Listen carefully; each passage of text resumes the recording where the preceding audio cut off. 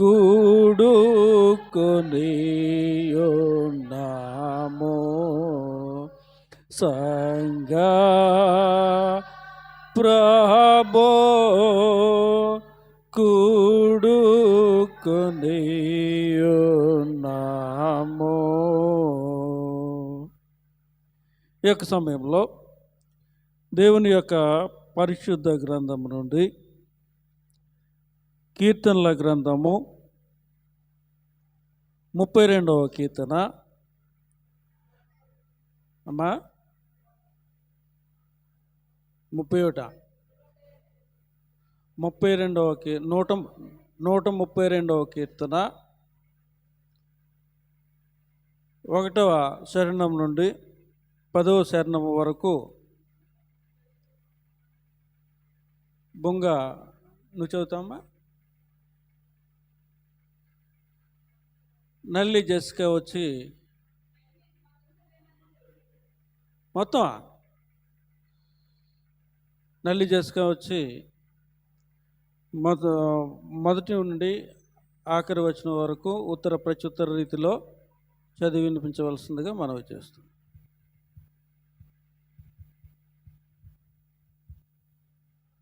132వ కీర్తన. యెహోవా దావీదునకు కలిగిన బాధలన్నిటినీ అతని పక్షమున జ్ఞాపకము చేసుకొనుము. యాకోబు యొక్క బలిష్ఠునికి మొక్కుబడి చేసెను.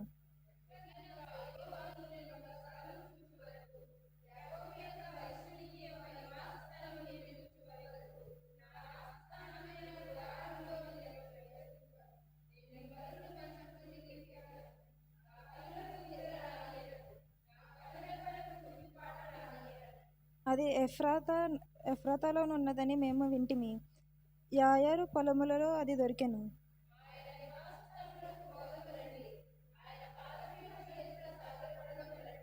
యెహోవా లెమ్ము, నీ బలసూచకమైన మందసముతో కూడా రమ్ము, నీ విశ్రాంతి స్థలములో ప్రవేశింపుము.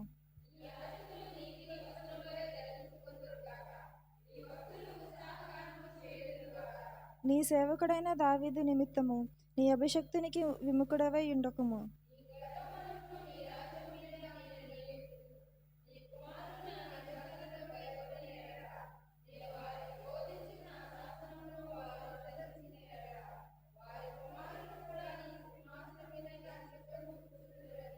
యెహోవా సత్యప్రమాణము దావీదుతో చేసెను, ఆయన మాట తప్పనివాడు.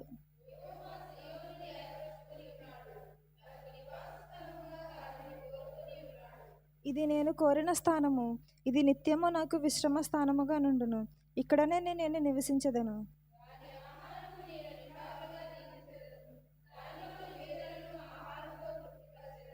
దాని యాజకులకు రక్షణను వస్త్రముగా ధరింపజేసేదను. దానిలోని భక్తులు బిగ్గరగా ఆనందగానము చేసెదరు.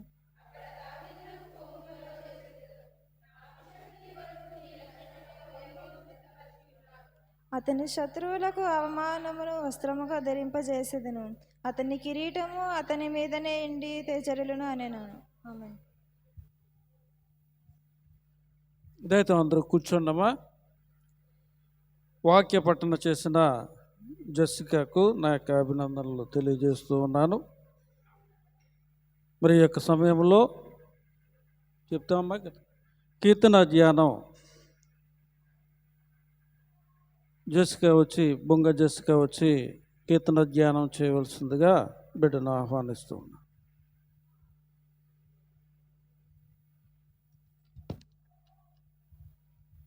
మొదటగా ప్రార్థన చేసుకుందాం. మమ్మల్ని మిక్కిలిగా ప్రేమించినటువంటి మా ప్రియ పరలోకపు తండ్రి, నీ ఘనమైన శ్రేష్టమైన ఉన్నతమైన నామానికే వేలాది స్తుతులు స్తోత్రాలు తండ్రి. ఇంతవరకు దేవా మమ్మల్ని అందరినీ మీ రెక్కల చాటున కాచి దాచి భద్రపరిచి సజీవ లెక్కల్లో మమ్మల్ని మీరు ఉంచుకున్నందుకే మీకే స్తోత్రములు తండ్రి. యేసయ్యా, గడిచిన వారం నుంచి తండ్రి ఈ వారం వరకు మమ్మల్ని ఎంతగానో తండ్రి మీ రెక్కల చాటున కాచి దాచి భద్రపరిచారు తండ్రి. యేసయ్యా, ప్రార్థన చేస్తున్నాం, ఆ ప్రార్థన మీరు ఆలకించండి తండ్రి. ఇప్పుడు మేము కీర్తన ధ్యానంలోకి వెళ్ళబోతుండగా దేవా తండ్రి మీరే సహాయము దయచేయమని, మీ జ్ఞానము మీరు మాకు దయచేయమని ప్రార్థన చేయించున్నాం తండ్రి. యేసయ్యా, ఏ వాక్యం అయితే మాలో కొదువుగా ఉందో తండ్రి ఆ వాక్యంతో మమ్మల్ని మీరు నింపుకోమని అడుగుచున్నాను. శాతాన్ని ఏమాత్రము తండ్రి దాన్ని దొంగిలింపకుండా ప్రభా మా హృదయంలో మేము ముద్రించుకొనుటకు మీరే సహాయము దయచేయమని అడుగుచున్నాను. శాతాను తండ్రి ఎవరెవరిని ఎప్పుడెప్పుడు మృంగుదామా అని చెప్పి తండ్రి గర్జించే సింహము వలె తిరుగుతున్నప్పటికీ తండ్రి యూదా గోత్రపు సింహము మాతో ఉండగా దేవా మాకు భయమేలా తండ్రి. యేసయ్యా మీరే సహాయము దయచేసి తండ్రి ఇప్పుడు మేము మొదలు పెట్టుకొనిచుండగా తండ్రి ఆఖరి వరకు మహిమ ఘనత ప్రభావం మీరు మాత్రమే ఆరోపించుకోమని ఈ చిన్ని ప్రార్థన యేసుక్రీస్తునామని ప్రార్థన అడుగుచున్నాను తండ్రి. ఆమేన్. ప్రైజ్ లార్డ్ అందరికీ. ఇప్పుడు 132వ కీర్తన గురించి మనం ధ్యానించుకుందాం. ఈ 132 దావీదు కీర్తన ఏంటంటే ఇది దావీదు గారు రాయలేదు. మొదటి వచనంలోనే మనం చూసుకోవచ్చు. యెహోవా దావీదునకు కలిగిన బాధలన్నిటినీ అతని పక్షమున జ్ఞాపకం చేసుకోనుము అని చెప్పి మాట్లాడుతున్నారంటే మొదటగా ఇది క్లారిటీ ఏంటంటే దావీదు గారు రాయలేదు, సొలొమోన్ గారు రాశారని స్కాలర్స్ అయితే చెప్తుంటారు. దానికి అంత ఇన్ఫర్మేషన్ అయితే మనకు లేదు. సో ఈ యొక్క అధ్యాయం అంతా కూడా చాలా పాత నిబంధన మొత్తం రిలేట్ అయి ఉన్న అధ్యాయం. దీంట్లో ఇన్ఫర్మేషన్ అంతా కూడా మొదటి సమయాలు 2వ సమయాల్లో మనం చూడొచ్చు. ఈ యొక్క కీర్తన దేని గురించి ప్రస్తావిస్తుంది, ఈ యొక్క కీర్తన దేని గురించి మాట్లాడుతుంది అంటే దావీదు గారు ఒక రాజు అయి ఉండి ఆయన రాజభోగాలు అనుభవిస్తూ ఈ లోకాన్ని సృజించిన దేవునికి ఒక నివాస స్థలము, ఒక మందసం పెట్టడానికి ఒక స్థలము లేదని ఆయన బాధపడుతూ ఆయన యొక్క బాధను వ్యక్తపరుస్తూ ఆయన కోసం ఏంటది నిద్ర రానివ్వకుండా ఆయన కళ్ళకి కునుకుపాటు రానివ్వకుండా ఆయన అంత బాధపడుతూ దేవునికి మొర్ర పెడుతున్నట్టు మనం చూస్తూ ఉంటాం. రెండవదిగా మనం చూసుకున్నట్లయితే దావీదునకు దేవుడిచ్చిన వాగ్దానం గురించి ప్రస్తావన వస్తూ ఉంటుంది. లాస్ట్గా మనం చూసుకున్నట్లయితే యేసుక్రీస్తు ప్రభువారి ప్రస్తావన మనం చూస్తూ ఉంటాం. ఈ యొక్క అధ్యాయంలో 3 భాగాలు ఉన్నాయి. 3 వాటి గురించి ఆయన ప్రస్తావించారు. మొదటిగా మనం చూసుకున్నట్లయితే యెహోవా దావీదునకు కలిగిన బాధలన్నిటినీ అతని పక్షమున జ్ఞాపకం చేసుకొనుము. అతడు యెహోవాతో ప్రమాణపూర్వకంగా మాట ఇచ్చి యాకోబు యొక్క బలిష్ఠునికి మొక్కుబడి చేశాను. ఎట్లనగా యెహోవాకు నేను ఒక స్థలము చూచు వరకు, యాకోబు యొక్క బలిష్ఠునికి నేను ఒక నివాస స్థలము నేను చూచు వరకు నా వాసస్థానమైన గుడారంలో నేను ప్రవేశింపను, నేను పరుండు మంచము మీదకి ఎక్కను అని చెప్పి ఆయన మాట్లాడుతున్నారు. నా కనులకు నిద్ర రానియను, నా కనురెప్పలకు కునుకుపాటు రానియను. అంటే మొదటిగా ఇప్పుడు ఈ యొక్క అధ్యాయంలో మనం మందసం గురించి వచ్చింది టాపిక్. మందసం ఎక్కడ ఉంటుంది? అది ప్రత్యక్ష గుడారంలో అతి పరిశుద్ధ స్థలంలో మందసం అనేది ఉంటుంది. ఇక్కడ మనకు గుర్తుకు రావాల్సింది ఏంటంటే ప్రత్యక్ష గుడారం గురించి కూడా ప్రస్తావన అనేది వచ్చింది. సో మొదటిగా మనం చూసుకున్నట్లు ఏంటంటే ఒక దావీదు గారు బాధపడుతున్నారు. దేని నిమిత్తం విజ్ఞాపన చేసుకుంటున్నారంటే ఆయనకు ఒక స్థలం లేదంట.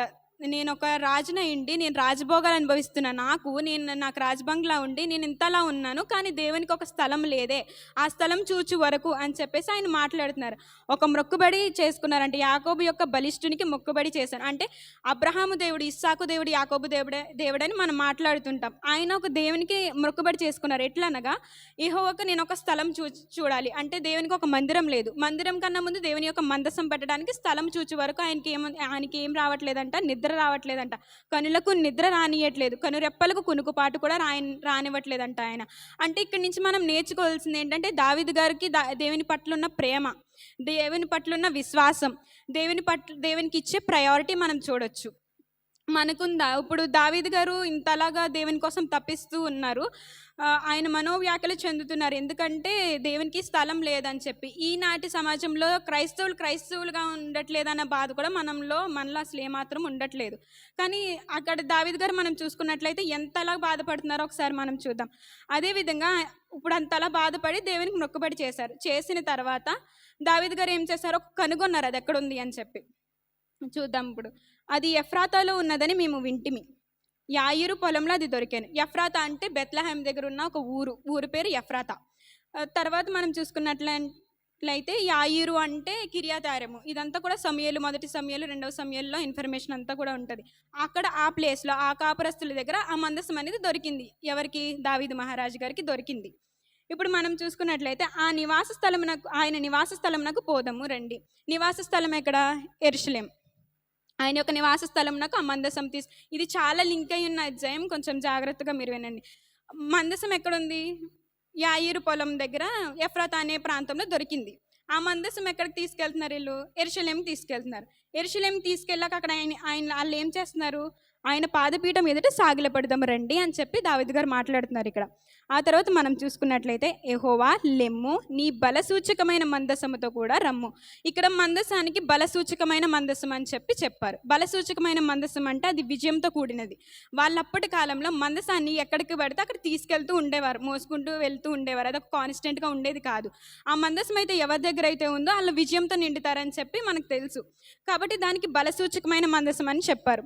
నీ విశ్రాంతి స్థలంలోని ప్రవేశింపుము, నీ యాజకులు నీతిని వస్త్రము వలె ధరించుకొందురుగాక, నీ భక్తులు ఉత్సాహగానం చేయుదురుగాక. ఇప్పుడు నీ యాజకులు నీతి ప్రవక్తనను, నైతిక ప్రవక్తనను కలిగి, నీ యందు విశ్వాసము కలిగి, ఆయన ఏం చెప్తున్నాడు, విశ్వాసం కలిగి యాజకులు నీతి వస్త్రములు ధరించుకోవాలంటే నీతి న్యాయములు కలిగి ఉంటారు. భక్తులు ఏం చేస్తారు, ఉత్సాహగానం చేస్తారు. అంటే మిమ్మల్ని నీ యొక్క కార్యములు, నువ్వు చేసిన కార్యములన్నింటినీ స్మరించుకుంటూ ఉత్సాహగానం చేయుదురు కాక అని చెప్పి మాట్లాడుతున్నారు. తర్వాత నీ సేవకుడైన దావీదు నిమిత్తము నీ అభిషక్తునికి విముఖుడవై ఉండకుము. ఇప్పుడు ఇక్కడ మనం చూసుకున్నట్లయితే దావీదు గారు తప్పిపోయారు, పాపం చేసేసారు. బెత్షెబా విషయంలో పాపం చేసినప్పుడు ఆయన దావీదు గారు కనుపరుచుకుంటారు, నీ సేవకుడైన దావీదు నిమిత్తము అని చెప్పి అభిషక్తునికి విముఖుడు. అభిషక్తుడు అంటే రాజు అని మనం అర్థం చేసుకోవచ్చు. అభిషక్తునికి విముఖుడవై ఉండకుము అంటే నీ ముఖం నా దగ్గర నుంచి తిప్పుకోకయా, నేను పాపం చేశాను, ఈ ముఖం నా దగ్గర నుంచి తిప్పుకోవద్దని చెప్పి ఆయన మాట్లాడుతున్నారు. తర్వాత వచనంలో మనం చూసుకున్నట్లయితే దావీదు గారికి దేవుడు ఇచ్చిన వాగ్దానం గురించి అని మనం చూడొచ్చు. నీ గర్భఫలమును నీ రాజ్యము మీదను నేను నియమింతును, నీ కుమారులు నా నిబంధనను గైకొనిన ఎడల నేను వారికి బోధించు నా శాసనములు వారు అనుసరించిన ఎడల వారి కుమారులు కూడా నీ సింహాసనం మీద నిత్యము కూర్చుందురని యెహోవా సత్య ప్రమాణము దావీదుతో చేశాను, ఆయన మాట తప్పనివాడు. ఇప్పుడేంటి, వాళ్ళ కుమారులు నార్మల్గా ఉంటే వాళ్ళకి రాజ్యం ఇచ్చేస్తానని అనట్లేదు. ఆయన ఏమంటున్నారు, ఆయన శాసనములను, ఆయన నిబంధనలను అన్ని గైకొని నెడల దేవుడు వాళ్ళకి రాజ్యాలు ఇస్తానని ప్రమాణపూర్వకంగా దావీదు కుమారులు వాళ్ళకి వాగ్దానం చేశారు. ఇప్పుడు ఇక్కడ వాగ్దానం, ఆయన సత్యవంతుడు, మాట తప్పనివాడు అంటే మనం ఇంకో విషయంలో కూడా చూసుకోవచ్చు. ఆయన సొలొమోను కాలంలో రాజ్యాలన్నీ విడిపోతూ ఉంటాయి కదా, 2 రాజ్యాలుగా విడిపోయినప్పుడు 12 గోత్రాలు కూడా 10 ఒకవైపు 2 ఒకవైపు చీలిపోయినప్పుడు ఈ 10 గోత్రాలని ఇశ్రాయేలు దేశంగా యెరోబాము గారు పరిపాలన చేస్తారు. ఇంకో 2 యూదా రాజ్యంగా రెహబాము గారు పరిపాలన చేస్తారు. ఈ పరిపాలన చేసినప్పుడు దావీదునకు రాజ్యంలో తీసివేయలేదు. ఆయన తప్పు చేసినప్పటికీ కూడా వాళ్ళకి దావీదుకి 2 రాజ్యాలు అనేవి ఉన్నాయి, 2 వంశాలు. ఆ రెండింటిని దేవుడు దీవించాడు, ఆశీర్వదించారు. దావీదు యొక్క ఫ్యామిలీ నుంచి, దావీదు యొక్క కుటుంబం నుంచి యేసుక్రీస్తు ప్రభు గారు వచ్చారు. ఆ విషయం అందరికీ తెలుసు. కాబట్టి ఇక్కడ మనం అర్థం చేసుకోవాల్సింది ఏంటంటే, దేవుడు ఎప్పుడైతే వాగ్దానం చేస్తాడో వాగ్దానం తప్పడు. ఆయన దావీదునకు వాగ్దానం చేశారు కాబట్టి ఆయనకి రాజ్యాలు ఉంచారు. యేసుక్రీస్తు ప్రభువారు కూడా దావీదు కుటుంబం నుంచి వచ్చారు. సో ఇక్కడ మనం నేర్చుకోవాల్సింది ఏంటంటే, ఎప్పుడైతే దేవుడు మనకి ప్రమాణపూర్వకంగా ఎప్పుడైతే వాగ్దానం చేస్తారో వాగ్దానం తప్పని దేవుడు అని చెప్పి మనం ఇక్కడ కూడా చూసుకోవచ్చు. తర్వాత మనం చూసుకున్నట్లయితే యెహోవా సియోనును ఎంచుకొని ఉన్నాడు, తనకు నివాస స్థలంగా దానిని కోరుకొని ఉన్నాడు. ఇది నేను కోరిన స్థానము, ఇది నిత్యము నాకు విశ్రమ స్థానముగా నుండును. ఇప్పుడు ఇదంతా టాపిక్ దేని గురించి నడుస్తుంది అంటే యెరూషలేము గురించి. ఫైనల్గా మందసం ఎక్కడుంది, యెరూషలేమే కదా. ఇప్పుడు ఇక్కడ 12 నుంచి 16 వరకు యెరూషలేము గురించి ప్రస్తావన అనేది వస్తుంది. దేవుడు యెరూషలేముని ఏర్పరచుకున్నాడు. ఈ 5 వర్సెస్ మనం చూసుకున్నట్లయితే కంప్లీట్గా యెరూషలేము గురించి ఆయన మాట్లాడుతున్నారు. తనకు నివాస స్థలముగా అంటే యెరూషలేము అని మనం గ్రహించుకోవచ్చు. దానిని కోరుకొని ఉన్నాడు. ఇది నేను కోరిన స్థలము, ఇది నిత్యము నాకు విశ్రమ స్థానముగా నుండును. ఇక్కడనే నేను నివసించేదను, దాని ఆహారమును నేను నిండారులుగా దీవించేదను, దానిలోని బీదలు ఆహారంతో తృప్తిపరిచేదను, దాని యాజకులకు రక్షణను వస్త్రముగా ధరింపచేసేదను. ఇప్పుడు అంతా కూడా ఆయన దేని గురించి మాట్లాడుతున్నారంటే యెరూషలేము గురించి మాట్లాడుతున్నారు. యెరూషలేములో ఉన్న వాళ్ళకి ఆహారాన్ని సమృద్ధిగా దయచేస్తానని, వారి యొక్క ఆహారాన్ని నిండారులుగా దీవిస్తానని చెప్పేసి ఆయన యెరూషలేముని ఏర్పరచుకుని యెరూషలేము గురించి మాట్లాడుతున్నారు. తర్వాత మనం చూసుకున్నట్లయితే దానిలోని భక్తులు బిగ్గరగా ఆనందగానం చేసేదరు అంటే యెరూషలేము గురించి, దాని గురించి కూడా. ఇప్పుడు 17-18 వర్సెస్ మనం చూసుకున్నట్లయితే యేసుక్రీస్తు ప్రభువారి ప్రస్తావన. ఇది మొత్తం పాత నిబంధన కొత్త నిబంధన రిలేట్ అయ్యింది. సో 17-18 వర్సెస్లో మనం చూసుకున్నట్లయితే యేసుక్రీస్తు ప్రభువారి ప్రస్తావన. అక్కడ దావీదునకు కొమ్ము మలవ చేసేదని. కొమ్ము అంటే ఏంటి, విజయము, యేసుక్రీస్తు ప్రభువారు అని చెప్పి మనం గ్రహించుకోవచ్చు. నా అభిషక్తిని కొరకు నీ నచ్చట ఒక దీపము సిద్ధపరిచి ఉన్నాను. నా అభిషక్తిని కొరకు నా ఏంటది దేవుని ఒక దీపంగా సిద్ధపరచుకొని ఉన్నారంట. ఆయన ఒక యేసుక్రీస్తు ప్రభు వారు ఈ లోకంలోకి వచ్చి ఒక వెలుగుగా ఏ తండ్రిని కనపరిచారు. తండ్రిని ఒక గణపరిచారు. తండ్రిని ఆయన మనకందరికీ తెలిసేలా చేశారు. కాబట్టి ఒక దీపంగా ఆయన సిద్ధపరచుకొని ఉన్నాను అని చెప్పేసి మాట్లాడుతున్నారు. ఇప్పుడు 18వ వచనంలో మనం చూసుకున్నట్లయితే, అతని శత్రులకు అవమానమును వస్త్రముగా ధరింపజేసేదను. అంటే శాతానికి ఏం చేస్తారంట? అవమానమును వస్త్రంగా ధరింపచేసేదను అని చెప్పి మాట్లాడుతున్నారు. అతని కిరీటము అతని మీదనే ఉండి తేజరిల్లును గాక. అత్యధికంగా ఆయన యొక్క కిరీటాన్ని తేజరిల్ల చేస్తాను. ఇదంతా కూడా యేసుక్రీస్తు ప్రభు గారి గురించి ఆయన మాట్లాడుతున్నారు. మొత్తం ఈ అధ్యాయం దేని గురించి మాట్లాడుతుంది? మొదటగా దావీదు గారు బాధపడి ఆయన ఒక మొక్కుబడి చేసుకున్నారు. దేని గురించి?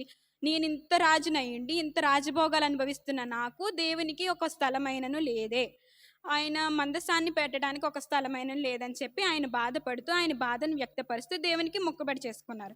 రెండవదిగా మనం చూసుకున్నట్లయితే అది దొరికింది. ఎక్కడ దొరికింది? యాయిరులో దొరికింది. ఎఫ్రాతా అనే ప్రాంతంలో దొరికింది. ఆ దొరికిన దానిని యెరూషలేముకు తీసుకెళ్ళి మనం సాగిలపడి మొక్కుదామని చెప్తున్నారు. ఆ తర్వాత నేను పాపం చేశాను, మీ ముఖము నా దగ్గర నుంచి త్రిప్పుకోవద్దని చెప్పి దావీదు గారు మాట్లాడుతున్నారు. అప్పుడు దానికి దావీదు గారికి దేవుడిచ్చిన వాగ్దానం ఏంటంటే, ఈ ప్రస్తావన దేవుడిచ్చిన వాగ్దానం ఏంటి? వాళ్ళకు వంశముని ఇంకా అభివృద్ధి పరుస్తాను, రాజ్యాలు నేను ఇస్తానని చెప్పి దేవుడిచ్చి వాగ్దానం చేశాడు. కాబట్టి ఆయన వాగ్దానాన్ని స్థిరపరుచుకున్నారు.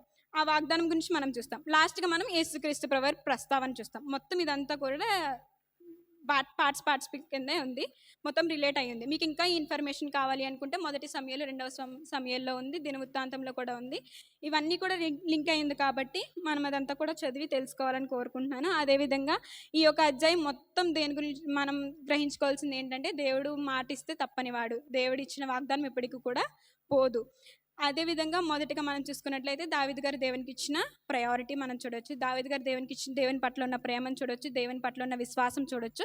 ఇవన్నీ కూడా పైనుంచి మనం చూసుకుంటూ రావచ్చు. అదేవిధంగా లాస్ట్గా యేసుక్రీస్తు ప్రభు వారి గురించి కూడా ఆయన యొక్క విజయం, ఆయన కొమ్ము కింద ఆయన ప్రస్తావించారు. అంటే అది ఒక విజయం కింద యేసుక్రీస్తు ప్రభు వారి గురించి ఉన్న టాపిక్ అని మనం గ్రహించుకోవచ్చు. సో ఇదంతా కూడా మీరు ఇంకా నేర్చుకోవాలని మనస్ఫూర్తిగా కోరుకుంటూ, ముందు అధ్యాయాలు కూడా పూర్తిగా మీరు గ్రహించి చదివి రిలేట్ అయ్యిందా లేదో కూడా ఒకసారి మీరు ఇంటికి వెళ్ళిన తర్వాత గ్రహించుకోమని నేను కోరుకుంటున్నాను. అదేవిధంగా లాస్ట్ వీక్ నేను ఇచ్చిన ఛాలెంజ్ గ్రహించుకున్నారా మీరు ఎవరైనా? ఎంత మన గురించి మాట్లాడుతున్నాం, ఎంత ఇతరుల గురించి మాట్లాడుతున్నాం అనేది గ్రహించుకున్నారా? గ్రహించుకోవటమే కాకుండా దాన్ని మీరు ఆచరించాలని కూడా నేను కోరుకుంటున్నాను. సో ఇలా చెప్పాలంటే చాలానే ఉన్నాయి. కొంతమంది ఇంకా నన్ను తిట్టుకుంటారు కూడా అన్నీ చెప్తా ఉంటే. కానీ జస్ట్ నేను ఒక ఫోన్ కాల్ ఒకటే తీశాను. సో రోజు రోజుకి మనం జీవిస్తున్నాము, రోజు రోజుకి దేవునిలో మనం బలపడుతున్నామంటే మనలో ఉన్న ఫ్లాస్ అన్నిటినీ ఒకటికొకటికి మనం గ్రహించుకోవాలి. ఇది తప్ప, దేవునికి అంగీకారమా కాదా, మన జీవితం ఎలా ఉంది అని చెప్పేసి ఈ రోజు నేను ఈ తప్పు వదిలిపెట్టాను అని చెప్పి దేవునికి నువ్వు మోకాలేసి ప్రార్థించేలా నీ జీవితం ఉండాలి. ఈరోజు నువ్వు దేవుని కోసం ఏది వదిలిపెట్టావు అనేది, నువ్వు పడుకునే ముందు నేను ఏది విడిచిపెట్టాను, దేవునికి ఇష్టం లేని నేను ఈరోజు ఏం చేశాను, దేవుడు నాకు బహుమానంగా ఈరోజు ఇచ్చాడు కాబట్టి నేను ఏం చేశాను అనేదాన్ని మీరు గ్రహించుకోవాలని కూడా నేను కోరుకుంటున్నాను. ఇంకా నేను ఇలా చెప్పుకుంటూ పోతే చాలా తప్పులు, చాలా పాపాలు మనం చేస్తూ ఉన్నాము. అవన్నీ కూడా నేను ప్రస్తావన తీసుకురావాలని అనుకోవట్లేదు. సో ఇదంతా కూడా మనం గ్రహించుకుని మన క్రైస్తవ జీవితాన్ని ఇంకా బలపరుచుకొని మనం దేవుని సువార్త వైపు మనం వెళ్ళాలి. ఇంకా అన్యుల్ని ఎంతోమంది మార్చాల్సిన పని మన మీద భారం కలిగి ఉన్నాము కాబట్టి ఆ భారాన్ని కూడా మనం తీసుకుని దేవుని సువార్తని అనేక మంది అన్యులకు ప్రకటించే వారిగా మనం ఉండి, మనం పరిశుద్ధ గ్రంథాన్ని చదవటమే కాకుండా దీని హిస్టరీ కూడా మనం తెలుసుకోవాలి. ఓన్లీ బైబిల్ చదివితే మనకు అర్థం కాదు, దీని యొక్క వెనకాల హిస్టరీ చాలా ఉంది. ఇదే మనం నిర్లక్ష్యపరిస్తే దాన్ని అంతా కూడా మనం ఎప్పుడు నేర్చుకుంటాం?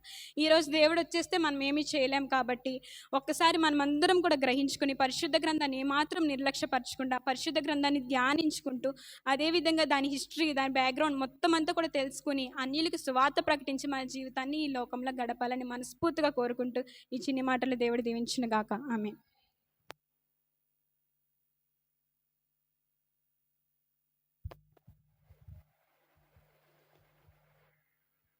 ఇంతవరకు జెసికా చక్కగా 132వ కీర్తన, ఇది చాలా అద్భుతమైన.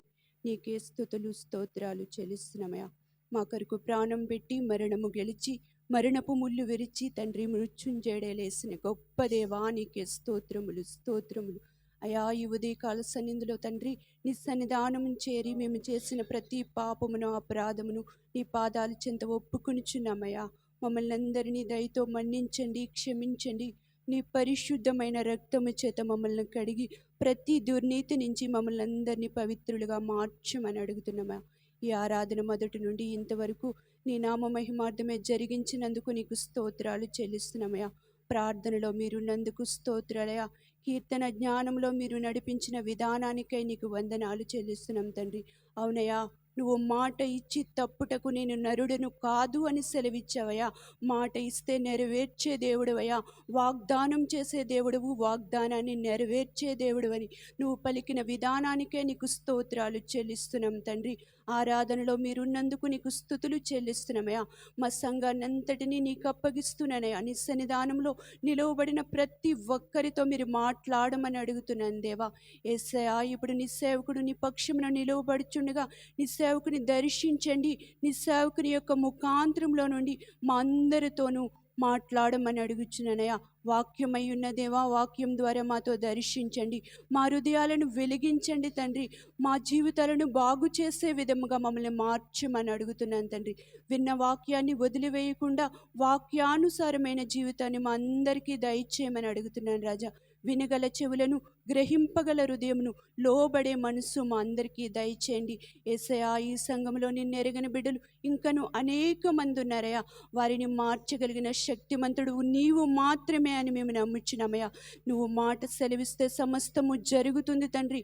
వారితో మీరే మాట్లాడమని అడుగుతున్నానయ్యా. ప్రతి ఒక్కరూ మారు మనసు పొంది నిన్ను నిజ రక్షకుడుగా అంగీకరించే కృప మీరు మాత్రమే వారందరికీ దయచేసి ఈ ఆరాధన అంతయు కూడా కేవలం మీ నామ మహిమార్థమే జరిగించమని నజరేడైన యేసయ్యను అడిగి వేడుకొని పొందుకొని ఉన్నాను పరమ తండ్రి.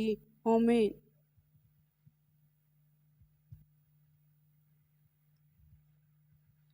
ప్రార్థించిన దేవుని దోసరాలు పాస్టర్ గారికి నా యొక్క ప్రత్యేకమైన వందనాలు తెలియజేస్తూ ఉన్నాను. ముఖ్య సమయానికి మనం వచ్చి ఉన్నాము. దేవుని దాసులు దైవ సందేశాన్ని అందించుటకు సిద్ధంగా ఉన్నారు కనుక మీరందరూ సమయాన్ని సద్వినియోగం చేసుకోవాల్సిందిగా మనవి చేస్తూ దేవుని దాసులకు సమయాన్ని ఇస్తూ ఉన్నాం. స్తోత్రం. పరిశుద్ధ బైబిల్ గ్రంథం నుంచి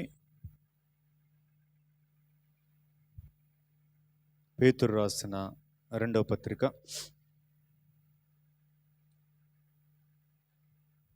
1వ అధ్యాయము. పేతురు రాసిన 2వ పత్రిక 1వ అధ్యాయం 12వ వచనం నుంచి చదువుతూ ఉన్నాను. జాగ్రత్తగా వాక్యాన్ని చూడవలసిందిగా తెలియపరుస్తూ ఉన్నాను. కాబట్టి మీరు ఈ సంగతులను తెలుసుకొని మీరు అంగీకరించిన సత్యమందు స్థిరపరచబడి ఉన్నను. వీటిని గూర్చి ఎల్లప్పుడూ మీకు జ్ఞాపకం చేయుటకు సిద్ధముగా ఉన్నాను. మరియు మన ప్రభువైన యేసుక్రీస్తు నాకు సూచించిన ప్రకారము నా గుడారమును త్వరగా విడిచిపెట్టవలసి వచ్చినని ఎరిగి నేను ఈ గుడారములో ఉన్నంతకాలము ఈ సంగతులను జ్ఞాపకము చేసి మిమ్మును రేపుట న్యాయమని ఎంచుకొనిచున్నాను. నేను మృతి పొందిన తరువాత కూడా మీరు నిత్యము వీటిని జ్ఞాపకము చేసుకున్నట్లు జాగ్రత్త చేతును. ఏలయనగా చమత్కారముగా కల్పించిన కథలను అనుసరించి మన ప్రభువైన యేసుక్రీస్తు యొక్క శక్తిని, ఆయన రాకడను మేము మీకు తెలపలేదు కానీ ఆయన మహాత్యమును మేము కన్నులారా చూచిన వారమై తెలిపితిమి. ఈయన నా ప్రియకుమారుడు, ఈయన యందు నేను ఆనందించుచున్నాను అను శబ్దము మహాదివ్య మహిమ నుండి ఆయన యొద్దకు వచ్చినప్పుడు తండ్రి అయిన దేవుని వలన ఘనతయు మహిమయు ఆయన పొందగా మేము ఆ పరిశుద్ధ పర్వతము మీద ఆయనతో కుండిన వారమై ఆ శబ్దము ఆకాశము నుండి రాగా వింటిమి. మరియు ఇంతకంటే స్థిరమైన ప్రవచన వాక్యము మనకున్నది. తెల్లవారి వేకువ చుక్క మీరు ఉదయములో ఉదయించే వరకు ఆ వాక్యము చీకటి గల చోటున వెలిగిచ్చు దీపమైనట్టున్నది. దాని యందు మీరు లక్ష్యముంచిన ఎడల మీకు మేలు. ఒకడు తన ఊహను బట్టి చెప్పుట వలన లేఖనములో ఏ ప్రవచనమునో పుట్టదని మొదట గ్రహించుకొనవలెను. ఏలయనగా ప్రవచనం ఎప్పుడునూ మనుష్యుని ఇచ్చిన బట్టి కలగలేదు కానీ మనుష్యులు పరిశుద్ధాత్మ వలన ప్రేరేపింపబడిన వారై దేవుని మూలముగా పలికిరి. చదవబడిన ఈ దైవలేఖన భాగాలను దేవుడు ఆశీర్వదించి వాటి ద్వారా మనందరితో మాట్లాడునుగాక. ఆమె చిన్న ప్రార్థన. పరిశుద్ధుడా నీకు వందనాలు అయ్యా, మీ వాక్యములో కొన్ని విషయాలను మేము ధ్యానం చేస్తూ ఉన్నాం. పరిశుద్ధ ఆత్ముడా మీరేమందరితో మాట్లాడండి. మీరు మాట్లాడుతూ ఉండగా వినగల చెవి, గ్రహించగల హృదయము, లోబడే మనస్సు వినుచున్న మాకందరికీ దయచేసి మహిమ పొందమని యేసు నామమున ఈ మనవడికి వేడుకొని పొందుకొని ఉన్నాము మా పరమ తండ్రి. ఆమేన్.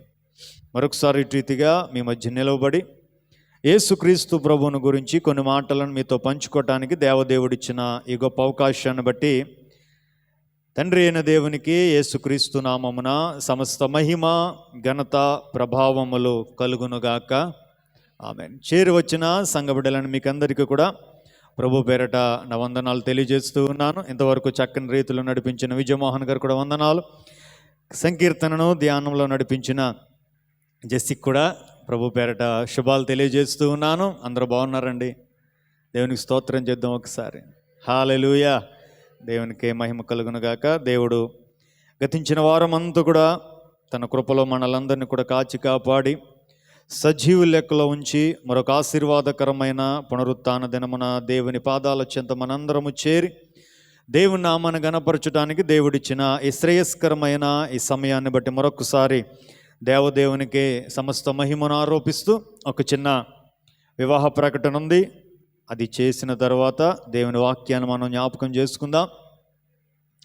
తూర్పుగోదావరి జిల్లా సకినేటిపల్లి మండలం అంతర్వేది గ్రామ కాపురస్తులు బుంగ రాజేష్ గారి యొక్క కుమార్తె బుంగ సెరీనాకును హైదరాబాద్ వనస్థలిపురం కాపురస్తులు తాడేపల్లి ప్రేమనాథ్ గారి యొక్క కుమారుడు చార్లెస్ డేవిడ్ బ్రెయినార్డ్కును 2025 సంవత్సరం సెప్టెంబర్ నెల 5వ తారీఖు సాయంకాలము 5 గంటలకు పరిశుద్ధ దైవజనులు పాల్ ప్రసాద్ గారిచే పరిశుద్ధ వివాహము జరుపుటకు పెద్దలచే నిర్ణయించబడింది. కావున వీరిరువురు యథావిధిగా జతపరచబడకూడదని, న్యాయమైన ఆటంకం ఏదైనా ఉన్న ఎడల లిఖితపూర్వకంగా తగిన సాక్ష్యాధారాలతో వివాహపు తేదీలోపున తెలియపరచవలనని ఇందు మూలంగా కోరుచున్నాను. ఇది మొదటి ప్రకటన అండి. దయచేసి ఇంకా 2 ప్రకటనలు మనం చదవబోతున్నాం. ఎవరికేమన్నా ఉంటే తెలియపరచండి. కాబట్టి దినాన దేవుని వాక్యంలోనికి వెళ్దాం. సమయం అవుతుంది కాబట్టి కీర్తన, చక్కని కీర్తన కదండి. ఎంతమందికి అర్థమైందండి? 132వ కీర్తన కదండి. ఒక చిన్న ఆశ దావీదుని ఎంత ఎత్తుకు తీసుకెళ్ళిందంటే దేవుడే దావీదు కుమారుడిగా పిలిపించుకోవటానికి ఇష్టపడ్డాడు కదా. అబ్రహాము కుమారుడును దావీదు కుమారుడునైన యేసుక్రీస్తు, మత్తయి సువార్త 1వ అధ్యాయం 1వ వచనం. ఏం కోరుకున్నాడండి దావీదు?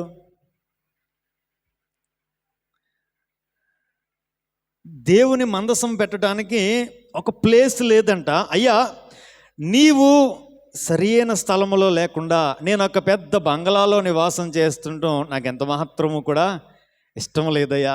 నీకు ఒక మందిరం కట్టే వరకు నేను అసలు నిద్రపోను, విశ్రమించను అన్నాడండి. నిజంగా ఆ మాట ఎవరి హృదయాన్ని తాకిందంటే దేవుని హృదయాన్ని తాకింది కదండి. అందుకే అన్నాడు కదా, నీ సంతతిలో నిరంతరము కూడా నీ సంతతిలో నుంచే ఇశ్రాయేలుని పాలిస్తాడు అని చెప్పి దావీదు వేరు చిగురైన యేసుక్రీస్తు ప్రభువు దేవుడు ఏర్పాటు చేసుకున్నాడు. నిరంతరము కూడా ఆయన ఏం చేస్తున్నాడంటే రాజ్య అంటే ఈ కీర్తన చదువుతున్నప్పుడు చాలా ఆశ్చర్యం అనిపించింది. కానీ దీని నుంచి మనం ఏమి నేర్చుకోవచ్చు అంటే ఒక మాట, దేవుని మందిరము పట్ల మనము కనపరిచే ఆసక్తి ఉన్నతమైన స్థాయిలోనికి మనం వెళ్ళేలాగా చేస్తుందంటండి. దేని పట్ల అంటే దేవుని మందసము అంటే దేవుని యొక్క నివాస స్థలము. ఇదే నేను కోరుకున్న గద్దె స్థలం అని అంటాడు కదా యాకోబుతో. అక్కడే యాకోబు ఏం నిర్మిస్తాడంటే ఒక రాళ్ళు పెట్టి దానిని అభిషేకిస్తాడు. తర్వాత కాలంలో అక్కడే ఏం కట్టారంటే మందిరాన్ని కట్టారు. అంటే ఈ దినాన దేవుని మందిరం పట్ల మనకున్న ఆసక్తి, దేవుని పరిచర్య పట్ల మనకున్న భారం మన జీవితాలు ఆశీర్వదింపబడేలాగా చేస్తాయి. ఇది నాన్న సమయాన్ని బట్టి కొన్ని విషయాలను నేను మీకు జ్ఞాపకం చేయడానికి ఇష్టపడుతూ ఉన్నాను. గతించిన వారం మనం ఏం జ్ఞాపకం చేసుకున్నాము అంటే, ఏం జ్ఞాపకం చేసుకున్నామండి? సత్యమందు మనం ఏం చేయబడాలి? కట్టబడాలి. సత్యమందు మనము స్థిరపరచబడాలి. సత్యం అంటే ఏంటండి? దేవుని వాక్యమే సత్యం. వాక్యానికి విరోధంగా ఉన్నవన్నీ కూడా అసత్య. ఇప్పుడు సత్యమందు మనము స్థిరపరచబడాలి అంటే, సత్యమనే పునాది మీద మన ఆధ్యాత్మిక జీవితాలు నిర్మాణము చేయబడాలి అంటే మనం ఏం చేయాలని జ్ఞాపకం చేస్తానండి? వాక్యాన్ని చదవాలి, వాక్యాన్ని ధ్యానించాలి. రెండవది ఏం జ్ఞాపకం చేస్తానండి? మనము చదివిన వాక్యము, మనము ధ్యానం చేసిన వాక్యము అది ఎటువంటిది అంటే కల్మషము లేనిది. ఎందుకు అంటే వెండిని 7 మారులు అగ్నిలో కడిగితే ఎంత పవిత్రమవుతుందో, దేవుని వాక్యము కూడా 7 మారులు వెండి మూసలో కడిగిన వెండి ఎంత. అంటే మనము చదివిన వాక్యములో ఏమి లేవు అంటే ఇంప్యూరిటీస్ లేవు. అంటే ఇది శుద్ధమైనది, పరిశుద్ధమైనది, ఇది నమ్మదగినది. దేవుని వాక్యం ఎటువంటిదండి? నమ్మదగినది. అంటే ఈ మాట ప్రకారం నేను జీవిస్తే నా బ్రతుకు బాగుపడుతుంది అని ఈ లోకములో ఏ మాట అయినా ఉంది అంటే అది బైబిల్ గ్రంథములో రాయబడిన మాట మాత్రమే. అంటే సత్యము మీద మనము స్థిరపరచబడాలి అంటే, సత్యము మీద మన ఆధ్యాత్మిక జీవితాలు కట్టబడాలి అంటే వాక్యం చదవాలి, వాక్యం ధ్యానం చేయాలి. ఏంటంటే చదివిన వాక్యము పరిశుద్ధమైనదని నమ్మి దాని ప్రకారం మనం జీవించాలి. పరిశుద్ధమైనదని నమ్మి దాని ప్రకారం మనం ఏం చేయాలండి? జీవించాలి. అంత మాత్రమే కాదు, స్థిరపరచబడాలి అంటే మనము తెలుసుకున్న సత్యాన్ని అనేక మందికి తెలియచేయాలి. ఈ విధమైన అనుభవంలో మనం ఉన్నప్పుడు మన ఆధ్యాత్మిక జీవితాలు వాక్యం అనే బండ మీద కట్టబడతాయి. యేసయ్య అన్నాడు కదండి, నా వాక్యమందు ఎవడు నిలిచి ఉంటారో వారు నాకు శిష్యులవుతారు, సత్యాన్ని గ్రహిస్తారు. సత్యము మనల్ని ఎక్కడికి నడిపిస్తుందంటండి? స్వతంత్రములోనికి. సత్యము మనల్ని స్వాతంత్రం ఇస్తుంది, సర్వసత్యములోనికి మనల్ని. వాక్యానుసారమైన జీవితము లేకుండా స్వాతంత్రము అనేటువంటిది మనము అనుభవించలేము. ఇది నాన్న మ్యాక్సిమం నేను ఈ అధ్యాయాన్ని పూర్తి చేయడానికి ప్రయత్నం చేస్తాను. ఇది నాన్న సమయాన్ని బట్టి ముందుకెళ్దాం. ఇక్కడ ఈ చదవబడిన ఈ 12వ వచనం నుంచి 21వ వచనం వరకు కూడా పేతురు భక్తుడిస్తున్న సాక్ష్యం అండి. అది ఏంటండి? అది పేతురు భక్తుడు ఇస్తున్న సాక్ష్యం. ఇది 3 విషయాలలో పేతురు భక్తుడు సాక్ష్యం ఇస్తూ ఉన్నాడు. మొట్టమొదటిది ఏంటి అని మనం ఆలోచన చేస్తే 12వ వచనం నుంచి 15వ వచనం వరకు కూడా పేతురు భక్తుడు ఎవరి గురించి సాక్ష్యం ఇస్తూ ఉన్నాడంటే తన గురించి తాను సాక్ష్యం ఇస్తూ ఉన్నాడు. ఎవరి గురించి అండి? తన సాక్ష్యాన్ని పంచుకుంటున్నాడు, తన జీవిత విధానాన్ని గుర్తు చేస్తున్నాడు, తన భక్తి యొక్క ప్రభావం ఎలా ఉంది అన్న విషయాన్ని సార్వత్రిక సంఘానికి చెప్పడానికి ప్రయత్నం చేస్తూ ఉన్నాడు. రెండవది 16వ వచనం నుంచి 18వ వచనం వరకు కూడా పేతురు భక్తుడు ఎవరి గురించి సాక్ష్యం ఇస్తూ ఉన్నాడంటే యేసుక్రీస్తు ప్రభువు గురించి సాక్ష్యం ఇస్తూ ఉన్నాడు. ఎవరి గురించి అండి? యేసయ్య గురించి. ఆ తర్వాత 19వ వచనం నుంచి 21వ వచనం వరకు కూడా పేతురు ఎవరి గురించి సాక్ష్యం ఇస్తూ ఉన్నాడు అంటే దైవ లేఖనాల గురించి సాక్ష్యం ఇస్తూ ఉన్నాడు. 3 రకాలైన విషయాల్లో సాక్ష్యం ఇస్తూ ఉన్నాడు. మొట్టమొదటిది తన యొక్క జీవితాన్ని చెప్తున్నాడు. రెండవది యేసుక్రీస్తుని గురించి సాక్ష్యం ఇస్తూ ఉన్నాడు. మూడవది మనము చదువుతూ ఉన్న ఈ దైవ లేఖనాలను గురించి సాక్ష్యాన్ని ఇస్తూ ఉన్నాడు. ఇది నాన్న సమయము బట్టి ఎన్నైతే అని మనం జ్ఞాపకం చేసుకోవడానికి ప్రయత్నం చేద్దాం. ఇప్పుడు మొట్టమొదటిగా ఎవరి గురించి సాక్ష్యం ఇస్తూ ఉన్నాడండి? తన గురించి సాక్ష్యం ఇవ్వటం ప్రారంభించాడు. ఒకసారి చూద్దాం, చూడండి. 12వ వచనంలో చూస్తే అక్కడ రాస్తున్నాడు కదా, వీటిని గూర్చి మీకు ఎల్లప్పుడూ జ్ఞాపకము చేతును అన్నాడండి కదమ్మా, జ్ఞాపకము చేతును. నెక్స్ట్ 13, 14 వచనాలు కలిపి ఉన్నాయి కదండి. ఆ చివరి చూడండి, ఈ సంగతులను జ్ఞాపకము చేతును. మళ్ళీ ఒకసారి ఇంకా కిందకు వచ్చేస్తే 15వ వచనంలో కూడా ఉంటుంది, వీటిని జ్ఞాపకము చేసుకున్నట్లు. ఈ 4 వచనాల్లో 3 సార్లు పేతురు భక్తుడు ఉపయోగించిన పదము ఏంటి అంటే జ్ఞాపకము చేతును. ఏమన్నాడండి? జ్ఞాపకము చేతును. ఇంకొక 15వ వచనం చూడండి,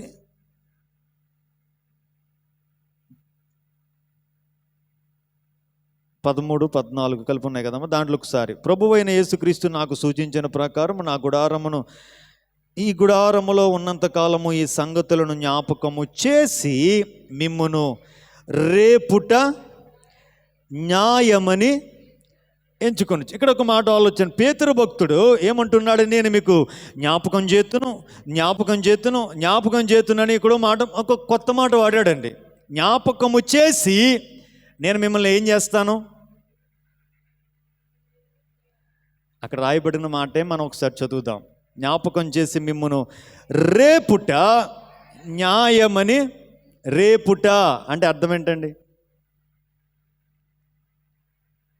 మనం లోకానుసారంగా మనకి ఏదైనా దెబ్బ తగిలిందనుకోండి, దెబ్బ మీద మరలా దెబ్బ తగిలితే మనం ఏం వాడతామండి?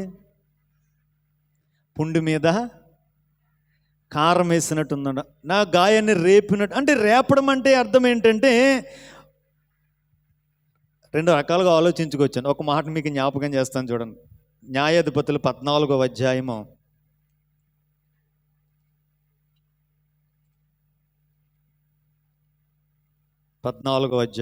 4వ వచనాన్ని ఒకసారి చదువుదాం.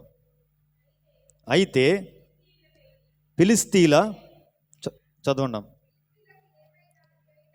ఫిలిస్తీలకు ఏమైనా చేయుటకై యెహోవా చేత అతడు రేపబడినన్న మాట అతని తల్లిదండ్రులు తెలుసుకొనలేదంటండి. అంటే ఇది ఎవరి గురించి రాస్తున్న మాట అండి? సంసోను గురించి రాస్తూ ఉన్నాడు. అంటే సంసోనుని ఒక ఆయన రేపుతున్నాడంటండి. ఎవరండి ఆయన? దేవుడు. ఎందుకు రేపుతూ ఉన్నాడు అంటే ఫిలిస్తీయులను నాశనం చేయటానికి. సంసోనుని ఎవడు రేపుతున్నాడండి? దేవుడు రేపుతున్నాడు. ఎందుకు రేపుతున్నాడు ఫిలిస్తీయులని? సంసోను అంటే ఫిలిస్తీయులను నాశనము చేయటానికి. మనందరికీ తెలుసు కదండి, సంసోను ఫిలిస్తీయులు ఏం చేశాడండి? ఒక ఆట ఆడుకున్నాడు. దవడ ఎముకతో యెహోవా ఆత్మ సంసోను మీదకి రాగా ఒక దవడ ఎముక, గాడిద దవడ ఎముక తీసుకొని 1000 మందిని, యెహోవా ఆత్మ సంసోను మీదకి రాగా సింహాన్ని సంసోను ఏం చేశాడంటే, అంటే ఈ సన్నివేశాలన్నిట్లో కూడా ఇతన్ని రేపి శత్రువును సంహరించడానికి ఇతను వాడుకుంది ఎవరు అంటే బైబిల్ ఇస్తున్న సాక్ష్యం, సాక్షాత్తు దేవుడే సంసోన్ని రేపాడంటండి. ఈ మనము చదివిన పేతురు పత్రికలో ఇప్పుడు పేతురులో ఉండి సంఘాన్ని రేపుతున్నవాడు ఎవరంటే దేవుడే అండి. పేతురులో ఉండి ఎవరిని రేపుతున్నాడండి? నేను గుర్తు చేశాను, ఈ 2వ పత్రిక ఎవరికి రాశారండి? విశ్వాసులు అంటే ఎక్కడ ఉంటారండి? అంటే ఈ 2వ పత్రిక సంఘానికి రాయబడింది. పేతురు అంటూ ఉన్నాడు, వీటిని జ్ఞాపకము చేసి మిమ్మును రేపుట న్యాయం. ఏమంటున్నాడండి? మిమ్మల్ని రేపటం న్యాయం. ఇక్కడ ఆలోచన చేద్దాం. ఆ కింద వచ్చిన 15వ వచనంలో కూడా పేతురు భక్తుడు అంట, నేను మృతి పొందిన తర్వాత కూడా ఏమంటున్నాడు? నేను చనిపోయిన తర్వాత కూడా మీరు నిత్యము వీటిని జ్ఞాపకము చేసుకొనున్నట్లు జాగ్రత్త చేతును. ఒక చక్కని పదాలు వాడాడు కదండి. ఏమంటున్నాడండి? ఇప్పుడు నేను బ్రతికున్నప్పుడు మాత్రమే కాదు, నేను చనిపోయిన తర్వాత కూడా మీరు వీటిని జ్ఞాపకము చేసుకునేలాగా ఏం చేస్తాడంటున్నాడండి? జాగ్రత్త పడతానయ్యా అని చెప్తూ ఉన్నాడు. ఎందుకు జ్ఞాపకం చేయటం, ఎందుకు మనల్ని రేపటం అని ఒక్కసారి మనం ఆలోచన చేసుకుంటే, ఎందుకు జ్ఞాపకం చేస్తున్నాడండి పేతురు భక్తుడు వీటన్నిటినీ? ఎందుకు మనల్ని రేపడం అంటే మన భాషలో అర్థం చేసుకోవచ్చు, పడుకున్న వారిని తిరిగి లేపడం అనుకుందాం.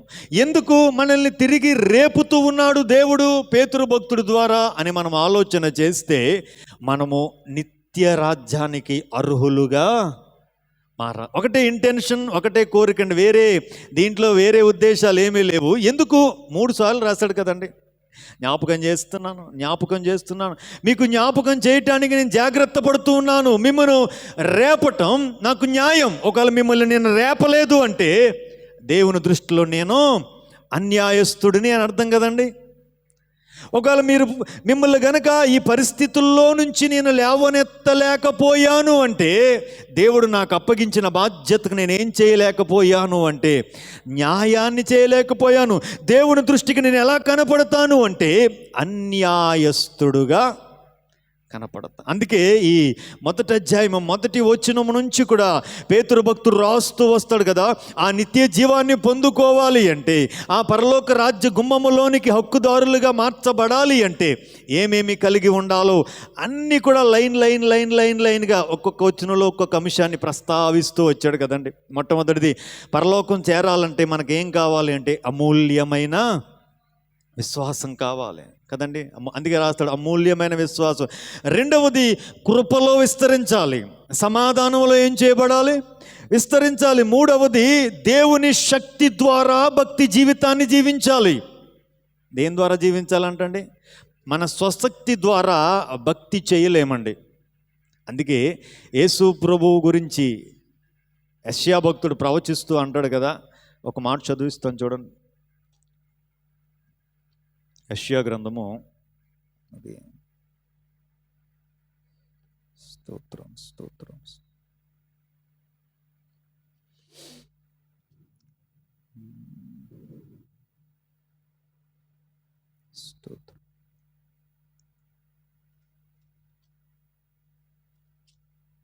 యెషయా గ్రంథము ఒకసారి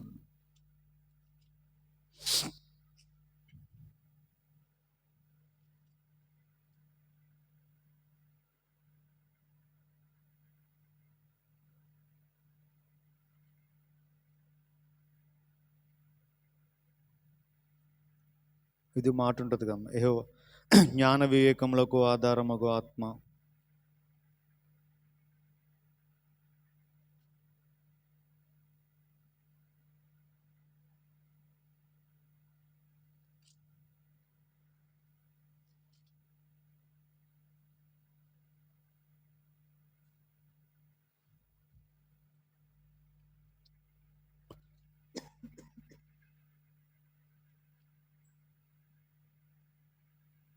స్తోత్రం.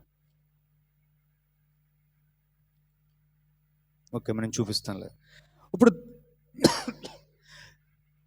దైవశక్తి ద్వారా మనం ఏం చేయాలి అని బైబిల్ చెప్తుంది అంటే భక్తి జీవితాన్ని కలిగి ఉండాలి. నాలుగవదిగా, దేవుని వాక్యము ద్వారా దైవ స్వభావములో మనం ఏమవ్వాలి అంటే పాలివారిగా మార్చబడాలి. దేని ద్వారానంటండి? దేవుని వాక్యం ద్వారా. ఐదవదిగా, భ్రష్టత్వం నుంచి మనం ఏం చేయబడాలి అంటే తప్పించబడాలి. ఆరవదిగా, మనకున్న అమూల్యమైన విశ్వాసానికి గుణలక్షణాలను మనము కలుపుకోవాలి. ఏడవదిగా, ఆ గుణలక్షణాల్లో మనం ఏం చేయాలి అంటే విస్తరించాలి. ఎనిమిదవగా, ఫలింపులోనికి రావాలి. తొమ్మిదవదిగా, పూర్వ పాపముల నుంచి విడుదల పొంది జీవించాలి. పదవదిగా, మన పిలుపును, మన ఏర్పాటును మనం ఏం చేసుకోవాలి? నిశ్చయం. అంటే ఈ 10 అనుభవాలు కూడా ఏ వ్యక్తి అయితే కలిగి ఉంటాడో ఆ వ్యక్తి ఎక్కడికి చేరుకుంటాడు అని పేతురు భక్తుడు చెప్పడానికి ప్రయత్నం చేస్తూ ఉన్నాడు అంటే ఆ నిత్య రాజ్యములోనికి. వేటిని జ్ఞాపకం చేస్తున్నాడు? మరల జ్ఞాపకం చేస్తాను, నేను బ్రతికి ఉన్నంతకాలము జ్ఞాపకం చేస్తాను, నేను చచ్చిపోయిన తర్వాత కూడా నేను వీటిని మీకు ఏం చేయటానికి ప్రయత్నం చేస్తానంటున్నాడంటే జ్ఞాపకం ఎందుకు అంటే ఇవి చాలా ఇంపార్టెంట్ అయినవి కాబట్టి. హల్లెలూయా. ఎందుకు ఇన్నిసార్లు జ్ఞాపకం చేయటానికి పేతురు భక్తుడు ఆశపడుతూ ఉన్నాడు అంటే, ఒకవేళ ఇవి మనము కలిగి లేకపోతే, యెషయా 11:2 ఒకసారి చదువుతాం తిన్నాం. యెషయా 11వ అధ్యాయము 2వ వచనం. యెహోవా ఆత్మ జ్ఞాన వివేకములకు ఆధారమగు ఆత్మ, ఆలోచన బలములకు ఆధారమగు ఆత్మ, తెలివిని యెహోవా ఎడల భయభక్తులు పుట్టించు. అంటే దేవుని ఎడల భయము భక్తులు మనము కలిగి ఉండాము అంటే అది మన స్వశక్తి ద్వారా, అది మన స్వజ్ఞానము ద్వారా అనేటువంటిది సాధ్యం కాదండి. ఎందుకు అంటే దేవుని ఆత్మ ఎప్పుడైతే మన మీదకి వస్తుందో ఆ ఆత్మ అంటండి దేవుని ఎడల భయభక్తులను మనలో పుట్టిస్తుందంట. అదే కదండి రాశాడు, యెహోవా ఎడల భయభక్తులు పుట్టించు. అందుకే ఇక్కడ రాశాడు కదా, దైవ శక్తి ద్వారా భక్తి జీవితాన్ని మనం జీవించాలి. దైవశక్తి ద్వారా భక్తి జీవితాన్ని జీవించకపోతే వానాకాలం చదువులోని ఒక సామెత వాడతారు కదండి, విన్నారండి ఎప్పుడన్నా? అంటే అర్థం ఏంటండి? అలా ఉంటుందండి భక్తి. అంటే ఆదివారం మాత్రమే భక్తి ఉంటుంది, సోమవారానికి భక్తి ఏమైపోతుందండి? కనిపించదు. కానీ దేవుని ఆత్మ ద్వారా మనము దేవుని ఎడల భయభక్తులు పుట్టించే ఆ కృపచేత మనము నింపబడితే మనము దైవశక్తి ద్వారా ఏం చేయగలుగుతామంటే దేవునికి ఇష్టమైన భక్తి ఓకే, ముందుకెళ్తాను. అప్పుడు పేతురు భక్తుడు ఇన్నిసార్లు జ్ఞాపకం చేయటానికి గల మూల కారణం, ముఖ్య ఉద్దేశం ఏంటంటే మనం ఎక్కడికి చేరాలనండి? నిత్య జీవానికి, నిత్య రాజ్యానికి. ఇప్పుడు ఒక్కొక్క మాట ఆలోచన చేద్దాం. 13వ వచనాన్ని ఒకసారి చదువుకుందాం. మరియు ప్రభువైన యేసుక్రీస్తు నాకు సూచించిన ప్రకారము నా గుడారమును త్వరగా విడిచిపెట్టవలసి వచ్చునని ఎరిగి నేను ఈ గుడారములో ఉన్నంత కాలము ఈ సంగతులను జ్ఞాపకము చేసి మిమ్మును రేపుట న్యాయమని పేతురు అంటున్నాడండి. ప్రభువు నాకు సూచించాడయ్యా. ఏంటి అంటే, నేను ఈ గుడారమును విడిచిపెట్టవలసి వచ్చినని తెలిపాడు. ఏ గుడారం అండి అది? పేతురు అంటున్నాడు, నేను ఈ గుడారమును విడిచిపెట్టవలసి వచ్చిన సమయం వచ్చిందని నా దేవుడు నాతో చెప్పాడు. ఏ గుడారం అండి అది? శరీరం అనే ఈ గుడారం కదండి.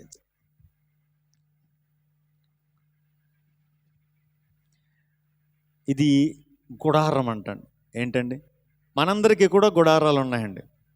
మనం భూ సంబంధంగా జీవించిన మనకి ఇల్లునే మనం గుడారం అంటే నివాసానికి ఉపయోగించే దాంట్లో మనం ఏం చేస్తామమ్మా? నివాసం ఉంటున్నాం. అప్పుడు మనలో ఉన్న ఆత్మకు ఏది గుడారం అంటే మన శరీరమే మనలో ఉన్న ఆత్మకు గుడారం. కానీ ఈ భౌతిక సంబంధమైన శరీరం అనేటువంటిది ఏమైపోతుంది అంటే, ఒక మాట చదువుదాం చూడండి. కొరింథీయులకు రాసిన 2వ పత్రిక చక్కని రీతిలో పౌలు భక్తుడు రాసుకుంటూ వస్తూ ఉంటాడు కదమ్మ. 5వ అధ్యాయం. ఇది మనం ఎప్పుడు జ్ఞాపకం చేసుకుంటామంటే ఆదరణ కూడికప్పుడో ఓదార్పు కూడికప్పుడో మనం జ్ఞాపకం చేసుకుంటాం కదండి.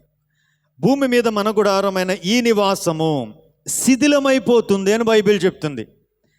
అంటే ఇక్కడ మనం నివాసం ఉంటున్న ఇల్లు గురించి చెప్పలేదండి. మరి దేని గురించి చెప్తూ ఉన్నాడు అంటే, మనము నివాసం ఉంటున్న శరీరము అనే ఈ నివాసం ఏమైపోతుందంటండి? అక్కడ రాస్తూ శిథిలమైపోతుంది. చేతి పని కాక, అంటే మనుష్య చేతి పని కాకుండా దేవుని చేత కట్టబడినదియు నిత్యమైనది అనే నివాసము ఎక్కడుందంటండి? మనకి పరలోకమందు ఉంది. ఇప్పుడు మనము నివాసం ఉంటున్న ఈ శరీరం అనే నివాసము ఏమి కాబోతుంది అని భక్తుడు చెప్తున్నాడు? నశించిపోబోతుంది. మన్నైనది తిరిగి మన్నైపో. అందుకే మనం చచ్చిపోయిన తర్వాత ఎక్కడ పెడతారండి? మట్టిలో కప్పెట్టేస్తారు. అంటే అక్కడ నశించిపోయేది శరీరం మాత్రమే, నశించిపోయేది. కానీ మనలో ఉన్న ఆత్మకి ఏమీ లేదండి, చెప్దామమ్మా. నేను చెప్పేది అందరూ ఈ పాస్టర్ గారు ఈ మెసేజ్ మాకు నచ్చట్లేదు అంటున్నారా? కాదు కదమ్మా. అంటే మనలో ఉన్న ఆత్మకేమి లేదంటే చావు లేదు, ఈ శరీరానికి ఏముంది అంటే ఎందుకంటే ఆదాము చేసిన పాపం వల్ల దేవుడిచ్చిన శాపం. ఆదికాండ గ్రంథము 3వ అధ్యాయంలో దేవుడే అంటాడు కదమ్మా ఒక మాట. ఏమంటాడమ్మా? 19వ వచనం.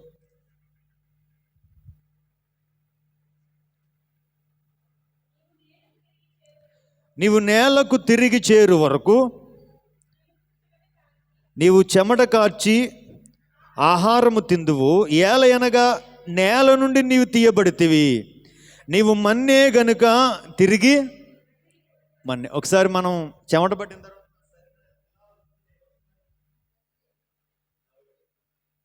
ఒకసారి నా వైపు చూడను. మన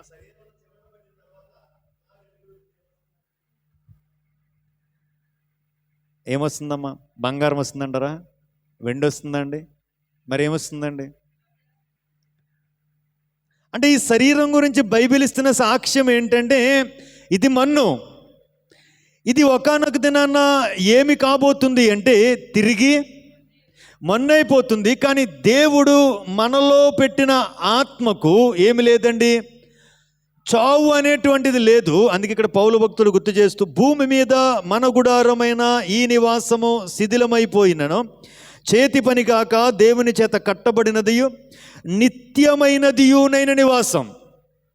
శరీరము, భూ సంబంధమైన గుడారమైన శరీరం ఏమవుతుందంటండి? నశించిపోబోతుంది. పరలోకమందు దేవుడు మన కొరకు చేస్తూ ఉన్న నివాసం ఎంతకాలం ఉంటుందండి? అక్కడే రాస్తాడు, అది నిత్యము ఉంటుంది. ఎంతకాలం ఉంటుందండి? అది 2వ వచనం, మనము దిగంబరులము కాక వస్త్రము ధరించుకొనిన వారముగా కనబడుతాము.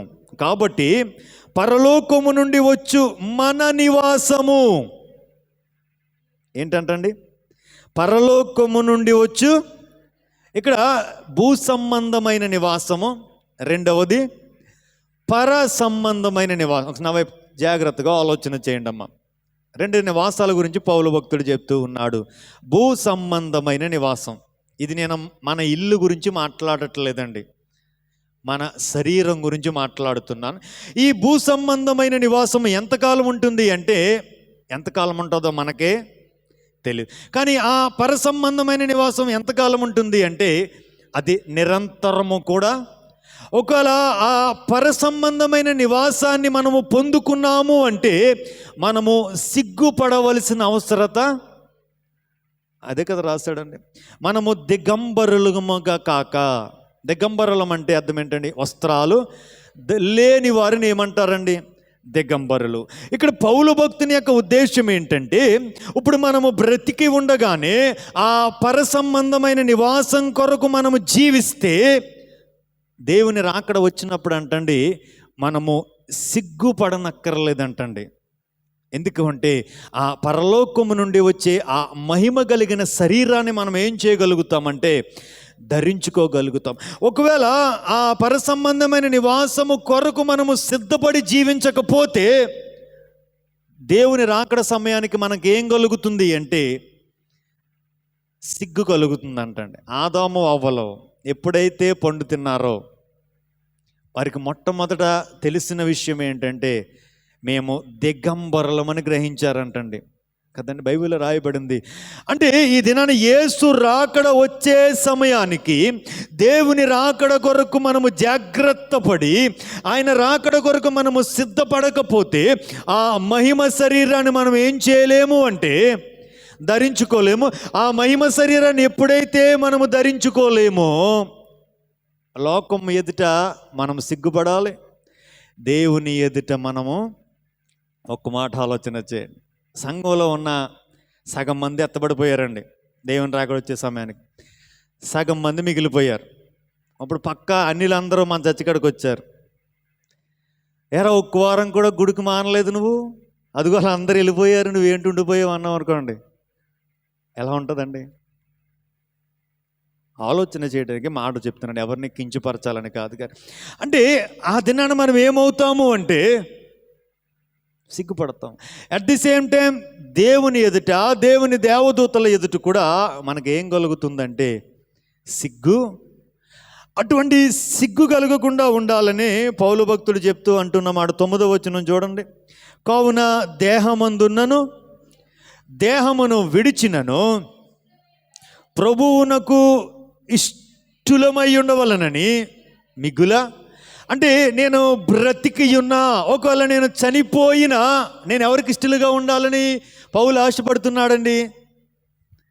దేవునికి ఇష్టలుగా. ఒకసారి మరలా మనం పేతురు పత్రికలోకి వద్దామండి. ఇప్పుడు పేతురు అదే అంటున్నాడు, నేను ఈ గుడారమును విడిచిపెట్టవలసి వచ్చిందని నా దేవుడు నాతో చెప్పాడు. ఎప్పుడు చెప్పాడండి?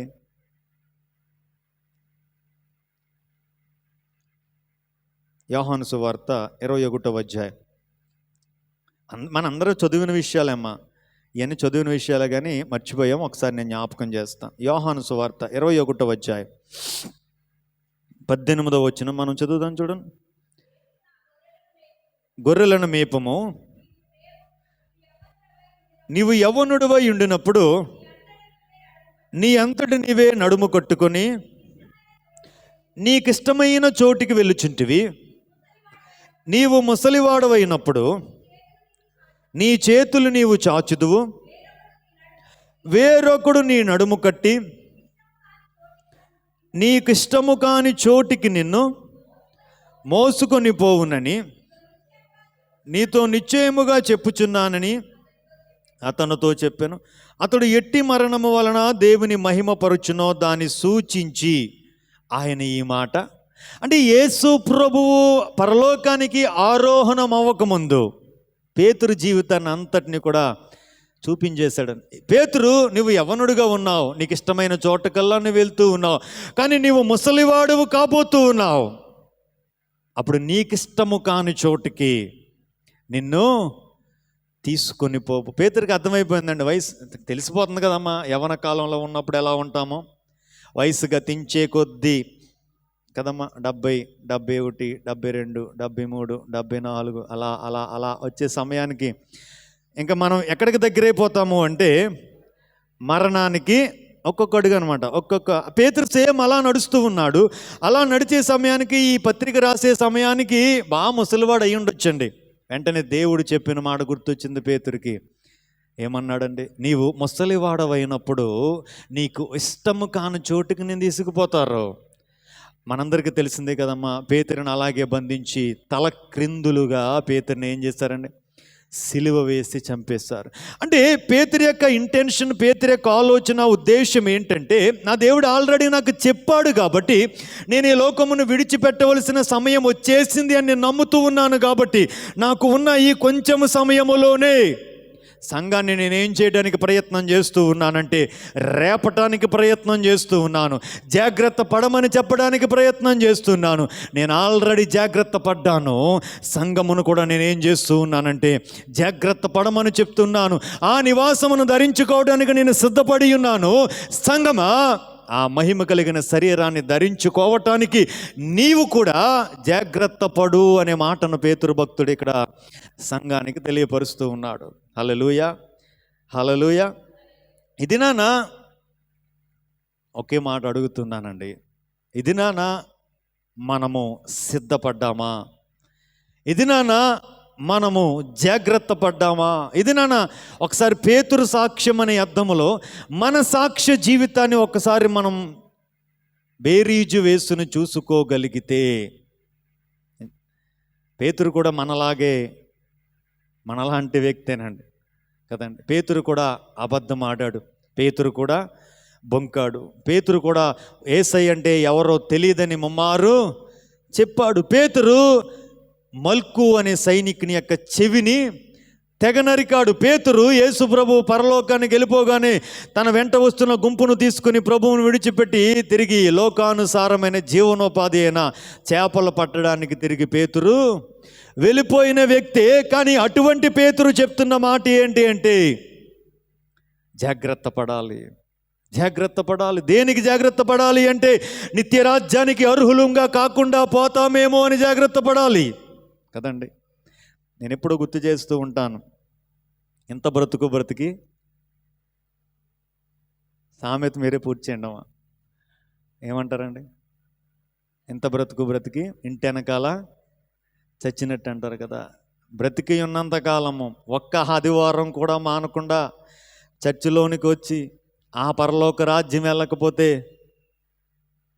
కదమ్మా ఎంత భయంకరమైన స్థితి కదమ్మా, ఎంత వేదనకరమైన స్థలములోనికి అది మనల్ని తీసుకుని వెళుతుందో ఒకసారి ఆలోచన చేయండి. నాకు ఈ వచనాలు ధ్యానం చేస్తూ ఉన్నప్పుడు ఒక మాట నేను ఆ మాటను బట్టి చాలా ఆనందపడ్డాను, ప్రార్థన కూడా చేసుకున్నాను. ఏంటంటే చూడండి 15వ వచనం, నేను చనిపోయిన తరువాత కూడా నిత్యము వీటిని జ్ఞాపకము చేసుకున్నట్లు.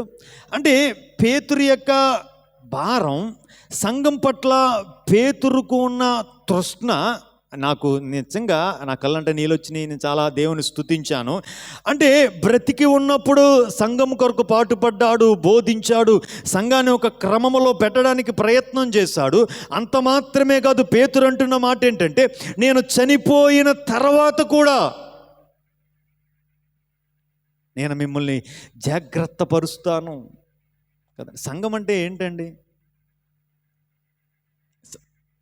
సంఘం అంటే ఏంటంటే భక్తుడు రాస్తాడు కదా, అపొస్తలుల కార్యాలు 20వ అధ్యాయము 28వ వచనంలో అంటాడు, క్రీస్తు స్వరక్తమిచ్చి సంపాదించిన సంఘం. అంటే ఈ దినాన మనందరం కూడా చక్కగా కూర్చుని దేవుణ్ణి ఆరాధించుకోగలుగుతూ ఉన్నాము అంటే అసలు ఈ సంఘం ఎలా స్థాపించబడింది అంటే యేసుక్రీస్తు రక్తమనే పునాది మీద సంఘం స్థాపించబడింది అంటండి. దేని మీద అండి? చదువుదామా అక్కడ అపొస్తలుల కార్యాలు 20వ అధ్యాయం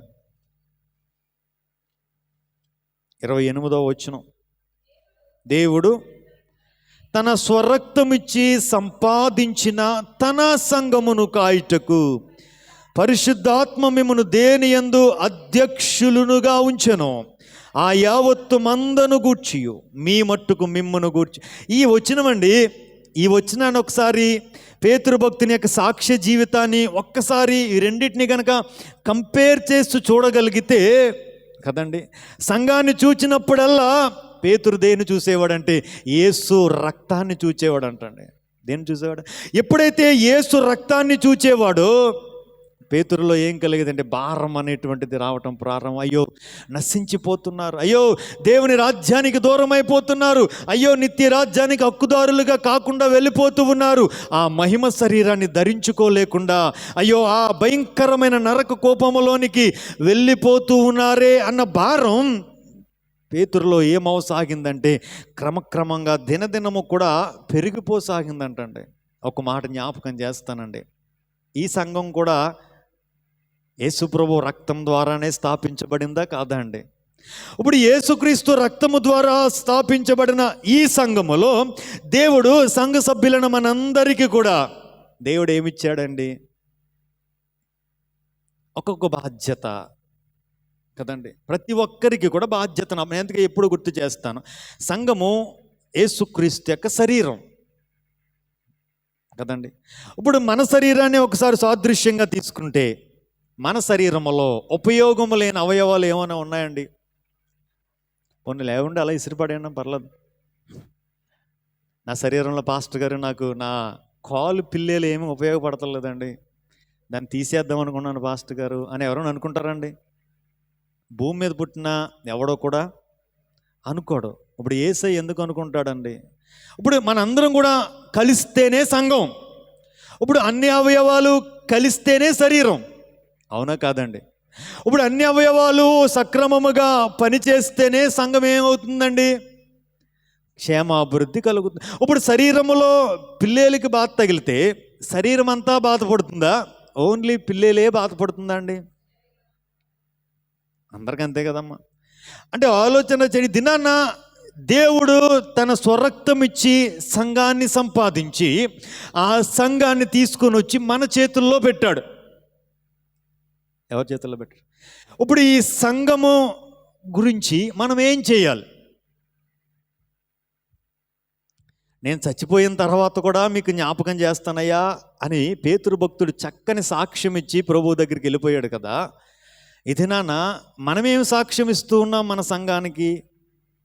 ఒక మాట ఆలోచన.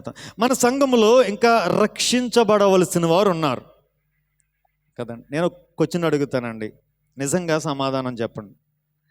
పాస్టర్ గారు, నశించిపోతున్న వారి కొరకు నేను కన్నీటితో ప్రార్థన చేస్తున్నానండి అని ఎవరైనా సాక్ష్యం చెప్పగలరండి?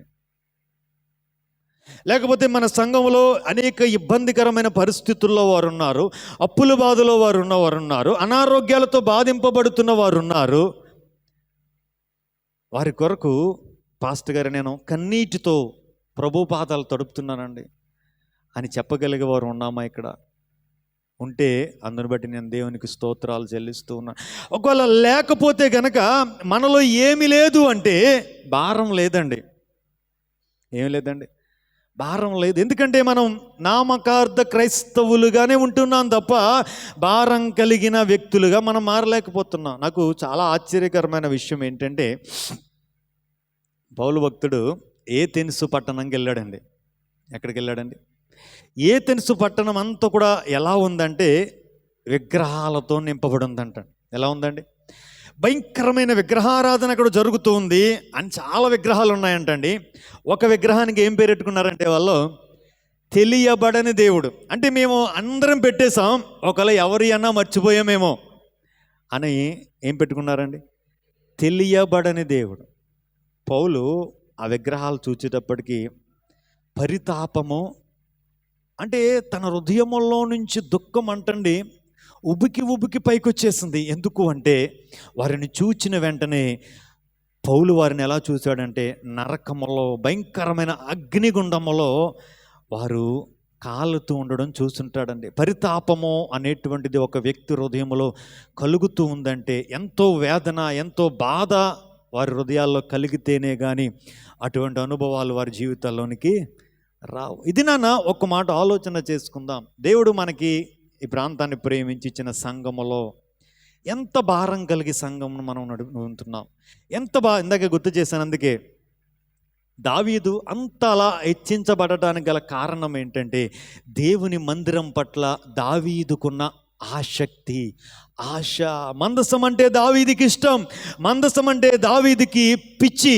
అందుకే అంటాడు కదా, అయ్యా నీ ద్వారబంధముల యొద్ద నేను కనిపెట్టుకుని ఉంటా, నీ ఆవరణములో ఒక్క దినము గడుపుట 1000 దినముల కన్నా శ్రేష్ఠ. అంటే దేవుని మందిరం అంటే దావీదుకి పిచ్చండి. ఇంక అసలు దేవుని మందిరము అంటే రాజ్యాన్ని సహితం పక్కన పెట్టేసి వచ్చేసి ప్రభువు పాదాల దగ్గర కూర్చునే మనస్తత్వం దావీదుది కదండి. ఇది నాన్న పేతురుది అదే మనస్తత్వం. సంఘం అంటే యేసయ్య స్వరక్తం ఇచ్చి కొన్నాడు, ఆయన రక్తం వృధా కాకూడదు. ఒక్కొక్క మాట అడుగుతానండి, ఆయన కొందరి కొరకే రక్తం చిందించాడా, అందరి కొరకు చిందించాడా అండి? కదమ్మా. సర్వ మానవాళి పాప పరిహార నిమిత్తం యేసుక్రీస్తు ప్రభువు సిలువలో ప్రాణం పెట్టాడు. ఇప్పుడు ఆ సర్వమానవాళి పాప పరిహార నిమిత్తం యేసయ్య ప్రాణం పెట్టినప్పుడు ఇంకా మన కుటుంబాల్లోనే రక్షణ లేని వ్యక్తులను మనం చూస్తూ ఉన్నప్పుడు అసలు ఎలా ఉండాలండి మనం? కదండి. అంటే వారిని మనం చూసినప్పుడల్లా మనకు ఒకటే గుర్తుకు రావాలండి, వారు నరకములో మలమల మాడిపోతున్న దృశ్యము ఎప్పుడైతే మన కళ్ళ ముందుకు వస్తుందో మనం వెంటనే ప్రభువు పాదాలను తడపటం కదండి. ఈ లోకానుసారంగా మనం ఆలోచన చేయండి. నేను చెప్తున్నాను కాదు కానండి, మన కుటుంబస్తులకి ఏదైనా చిన్న బలహీనత వచ్చినప్పుడు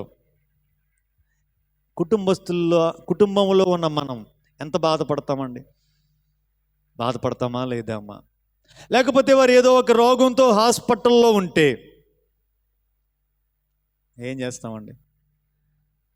చాలా బాధ, వేదన కలుగుతూ ఉంటుంది. లేకపోతే ఇంకా చనిపోతాడయ్యా మీ కుటుంబ సభ్యుడని చెప్తే ఇంకెంత వేదన కలుగుతుంది. అంటే ఈ లోక సంబంధంగా 60-70 సంవత్సరాలు జీవించే ఈ జీవితంలోనే చిన్న సమస్య మన కుటుంబస్తుడు అనుభవిస్తూ ఉన్నప్పుడు ఆ బాధను మనం కూడా పంచుకుని ఆ వ్యక్తిలో నుంచి వచ్చే బాధను మనము కూడా అనుభవించి ఆ వ్యక్తిలాగా మనం బాధపడుతున్నాం కదా. ఇప్పుడు మనం ప్రేమించే వ్యక్తి ఆ నరక కూపములోనికి వెళ్ళిపోయి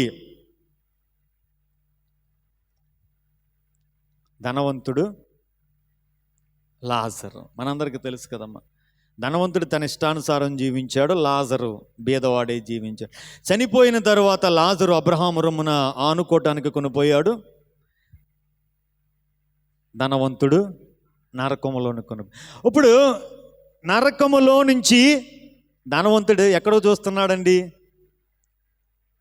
అక్కడ ఆలోచన. ఇప్పుడు మన కుటుంబస్తుల్లోనే రక్షణ లేని వ్యక్తి నరకములో భయంకరమైన అగ్నిగుండంలో కాలిపోతూ పరలోకములో ఉన్న నిన్ను చూచి, ఒకసారి ఆ సినారియో అంతా ఒకసారి కళ్ళ ముందుకు తెచ్చి ఒకసారి ఇమాజిన్ చేసుకుందాం.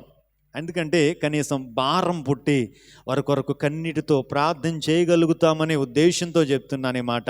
ఇప్పుడు అక్కడి నుంచి నిన్ను చూచి, అయ్యో అమ్మా ఒక్క చుక్క నీరు, ఇక్కడ ఉండగా ఒక్క చుక్క ఏంటండి, ఎంత కావాలన్నా ఇస్తాం, కానీ అక్కడ ఒక్క చుక్క నీరు కూడా మనము ఇవ్వలేమండి.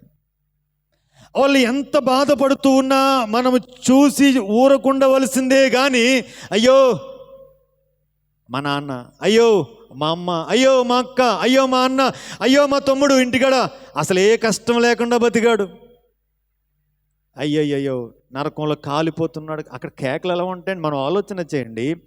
చిన్న శరీరానికి అగ్గిపుల్లేసినప్పుడు కొంచెం కాలితేనే ఎలా ఉంటుందండి కదండి, ఎవరు కూడా తట్టుకోలేం కదా. నరకం గురించి చెప్పిన మాట ఏంటంటే, నడినెత్తు నుండి అరిపాదము వరకు ఏమవుతుంటుందంటండి, కాలిపోతూనే ఉంటుందంట. అంటే శరీరం ఏమవుదండి, అలా కాలిన అనుభవాలు మనం అనుభవిస్తూ ఉంటాం. అగ్ని ఆరదు.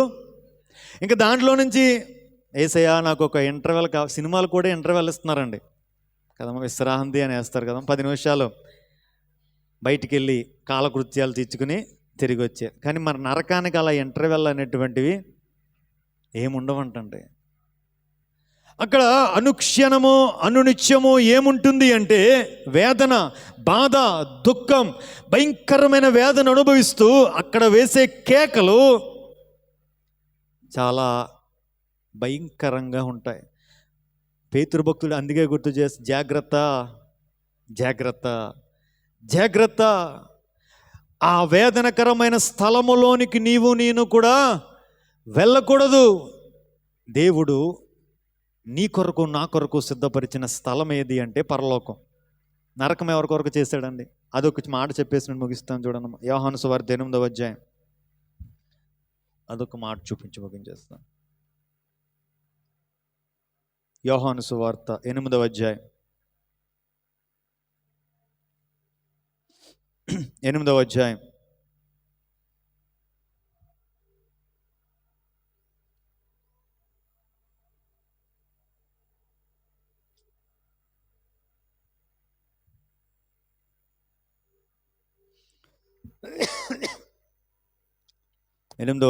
44వ వచనం చూడండమ్మా.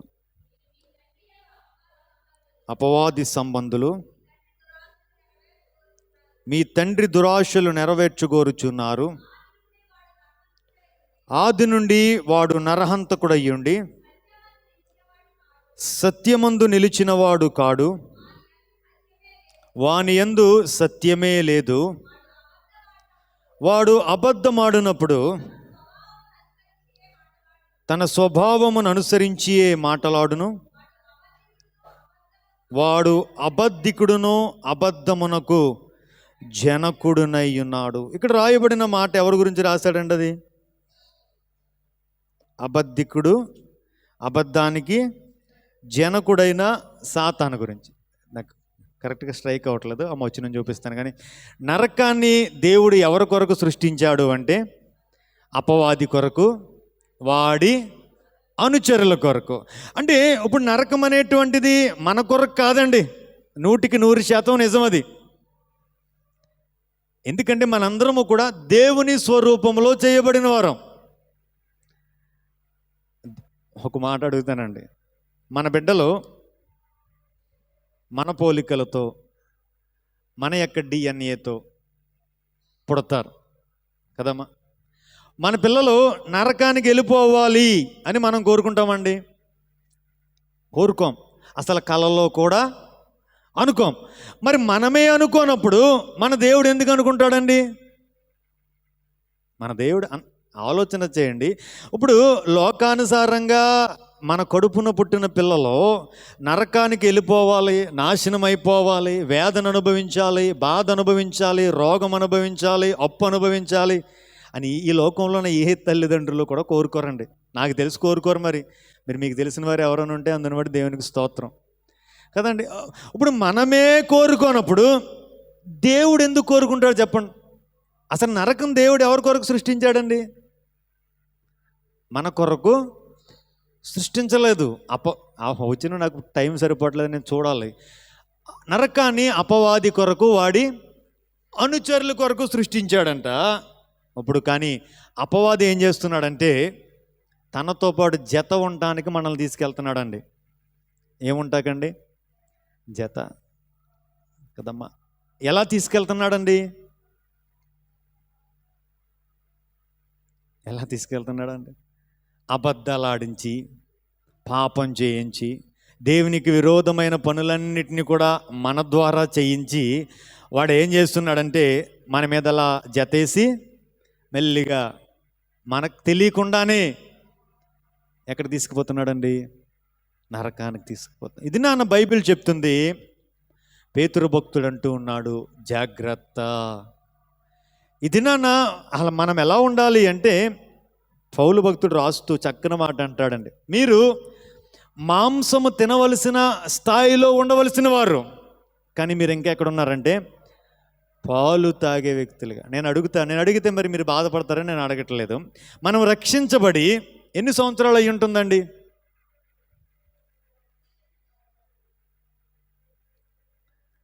అంటే చాలామంది చెప్పొచ్చు, పాస్టర్ గారు ఇప్పుడు నా వయసు 60 సంవత్సరాలండి, నేను 20 సంవత్సరంలో రక్షించబడ్డాను అని అన్నారు అనుకోండి. అంటే మీ ఆధ్యాత్మికంగా మీ వయసు ఎంత అంటే 40 సంవత్సరాలు. ఇప్పుడు 40 సంవత్సరాలు వచ్చిన వ్యక్తి పాలు తాగుతాడా, మాంసం తింటాడండి? పాలు ఎన్ని సంవత్సరాల వరకు తాగుతారండి? ఏమన్నా పాలు ఒక్కొక్కరు ఒక 5 సంవత్సరాల్లో ముగించేస్తారు. 5 సంవత్సరం తర్వాత వారికి అన్నం ముట్టి మంచి ఆహారం, బలమైన ఆహారం. నేను అంటాను, ఇప్పుడు బలమైన ఆహారం తినేవారంటే ఎవరంటే పేతురులాగా సిద్ధపడి అనేక మందిని సిద్ధపరిచేవారు, పేతురులాగా జాగ్రత్త పడి అనేక మందిని జాగ్రత్త పరిచేవారు, పేతురులాగా రేగి అనేక మందిని రేపేవారు. ఇప్పుడు మనము ఎవరినైనా రేపుతున్నామా? మనల్ని మనం గిల్లుకున్నా మనమే లేపలేకపోతున్నామా?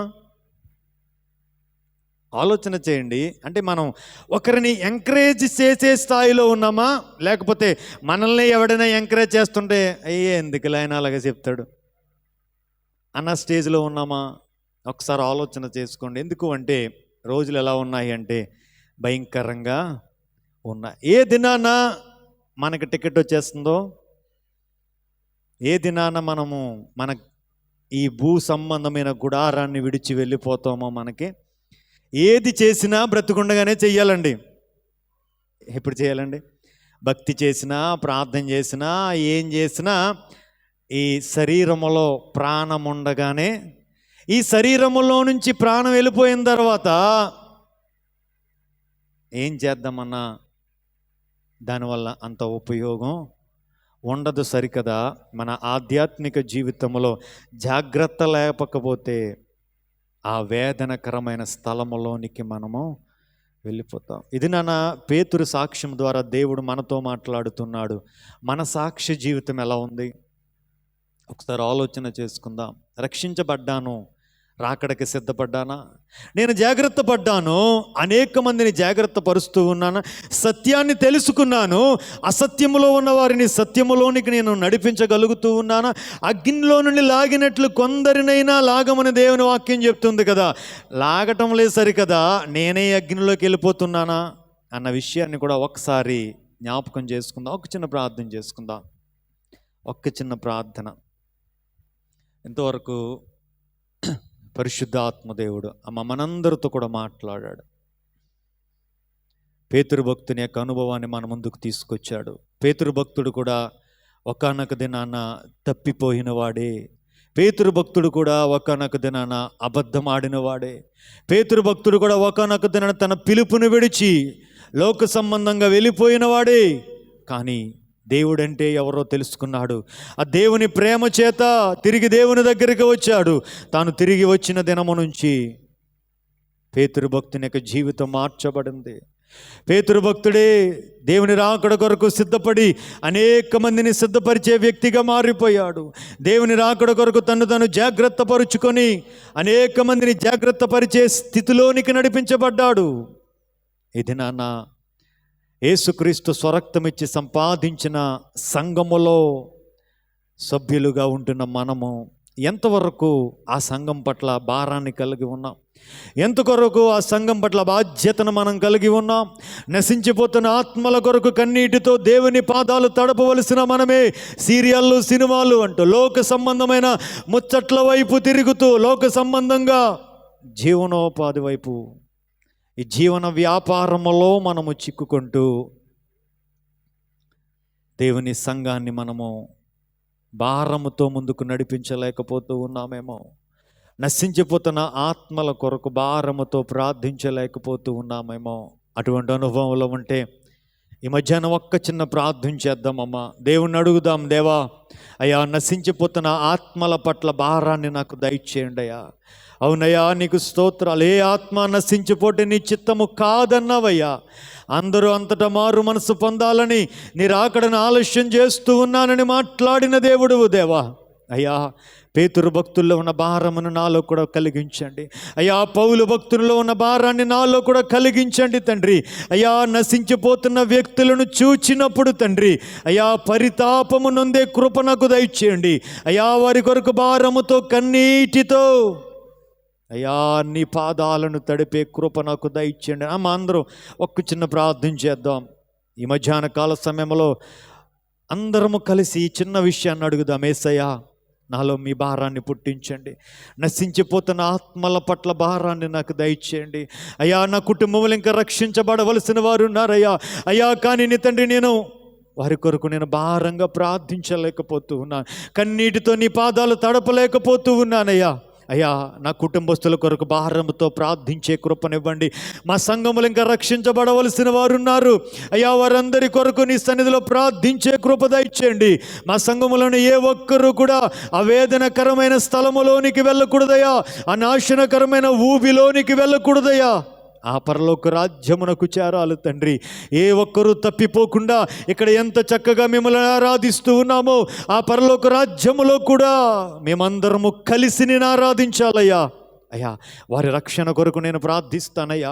అయ్యా నాలో భారాన్ని పుట్టించండి అయ్యా. నాలో భారాన్ని కలిగించండి తండ్రి అని ఒక్క చిన్న ప్రార్థన మధ్యాహ్నంలో మనం చేద్దామమ్మా. నిశ్చయముగా అటువంటి ప్రార్థనలను దేవుడు అంగీకరిస్తాడు. అటువంటి ప్రార్థన దేవుని హృదయాంతరంగాలను తాకుతుంది. అటువంటి ప్రార్థన నీలో దైవికమైన భారమును నింపేలాగా మారుస్తుంది. హృదయపూర్వకంగా అడుగుదామమ్మా. దేవుడు పెదాల నుంచి వచ్చే ప్రార్థన దేవునికి అసహ్యమని బైబిల్ చెప్తుంది. ఇది నాన్న దేవుణ్ణి మనం ఏమి అడిగినా అది హృదయాంతరంగాలలో నుంచి అడగాలి. ఇది నాన్న నేను దేవుణ్ణి అడిగే ముందు నీ కుటుంబంలో ఎవరైతే నశించిపోతూ ఉన్నారో ఆ వ్యక్తిని ఒక్కసారి జ్ఞాపకం తెచ్చుకొని దేవుణ్ణి అడుగుదామా. అయ్యా నా కుటుంబంలో ఈ వ్యక్తి నశించిపోతూ ఉన్నాడయ్యా. ఈ వ్యక్తి కొరకు కన్నీటితో నీ పాదాలను తడిపే కృపనివ్వండి. ఈ వ్యక్తి కొరకు కన్నీటితో నీ పాదాలను తడిపి అయ్యా నీ పరలోక రాజ్యమునకు హక్కుదారుడిగా మార్చే కృపనివ్వండి అని ఒక్క చిన్న ప్రార్థన ఈ సమయంలో చేద్దాం. అమ్మా నీ హృదయమును కఠినపరుచుకోవద్దు. ఎంతగానో ప్రేమిస్తున్న నీ భర్త, నువ్వెంతగానో ప్రేమిస్తున్న నీ భార్య, నువ్వెంతగానో ప్రేమిస్తున్న నీ కుమారుడు, నువ్వెంతగానో ప్రేమిస్తున్న నీ కుమార్తె నరక కూపములోనికి వెళ్ళి ఆ భయంకరమైన అగ్నిగుండములో మలమల మాడుతూ ఉంటే అది నీకు సంతోషమా? ఇది నాన్న దేవుడు సమయం ఉండగానే దేవుడు మరొక అవకాశాన్ని మనకిస్తూ ఉన్నాడు. ఇది నాన్న దేవుడు నీ భుజ స్కంధాల మీద గొప్ప బాధ్యతను పెడుతూ ఉన్నాడు. వారి కొరకు నీవే ప్రార్థించాలి. వారి రక్షణ కొరకు నీవే ప్రభువు పాదాలు తడపాలి. అగస్టిన్ అన్నాడు కదా, నా తల్లి నా కొరకు చేసిన కన్నీటి ప్రార్థనలో నేను నా దేవుని దగ్గరికి కొట్టుకొని వచ్చేసానన్నాడు. ఇది నాన్న నీ బిడ్డలు ఇంకా దేవుని దగ్గరికి రావట్లేదు అంటే నీ బిడ్డల కొరకు నువ్వు కన్నీటితో ప్రభువు పాదాలు తడపట్లేదేమో.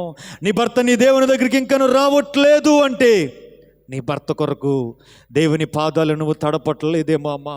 దేవునికి ఇవ్వవలసిన సమయాన్ని నువ్వు ఇవ్వకుండా సమయాన్ని దొంగిలిస్తూ ఉన్నావేమో. లోకానుసారమైన వాటికి నీ సమయమునిస్తూ ఉన్నావేమో. జాగ్రత్త, దేవుడు గుర్తు చేస్తూ ఉన్నాడు. జాగ్రత్త, జాగ్రత్త.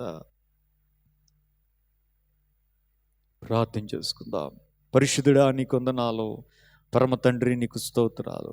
ఇది నాన్న నీ వాక్య భాగం ద్వారా మా అందరితో కూడా మీరు మాట్లాడారు. అవునయ్యా, ఆ నిత్య రాజ్యానికి మేము దూరం అయిపోతామేమో అని, ఆ మహిమ కలిగిన శరీరాన్ని అయ్యా మేము ధరించుకోకుండా సిగ్గుపడవలసి వస్తూ ఉన్నదేమో అని, ఆ పరలోక రాజ్యమునకు హక్కుదారులుగా మేము కాకుండా పోతామేమో అని అయ్యా మీ భక్తుడైన పేతురు ద్వారా ఇది నాన్న మరొకసారి మమ్మలను జాగ్రత్త అని హెచ్చరించినందుకు అయ్యా, మమ్మలను రేపుచున్నందుకు నీకు స్తోత్రాలు అయ్యా.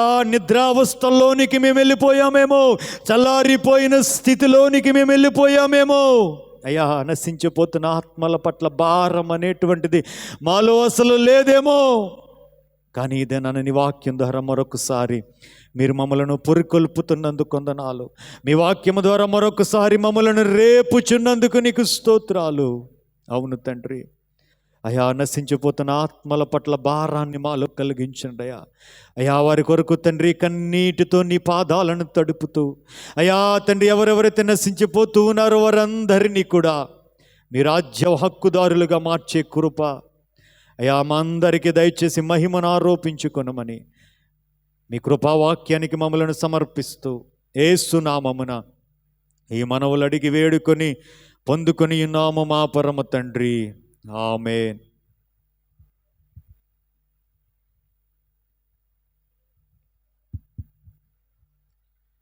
ఇంతవరకు దేవుని దాసులు అద్భుతమైన దైవ సందేశాన్ని అందించారు. వారికి నా యొక్క హృదయపూర్వక వందనాలు తెలియజేస్తూ ఉన్నాను. ఈ యొక్క సమయంలో ఒక ప్రత్యేక గీతాన్ని జాయ్సీ ఆలపించి ఉండగా కానుకలు ఎత్తబడతాయి. రమ్మా.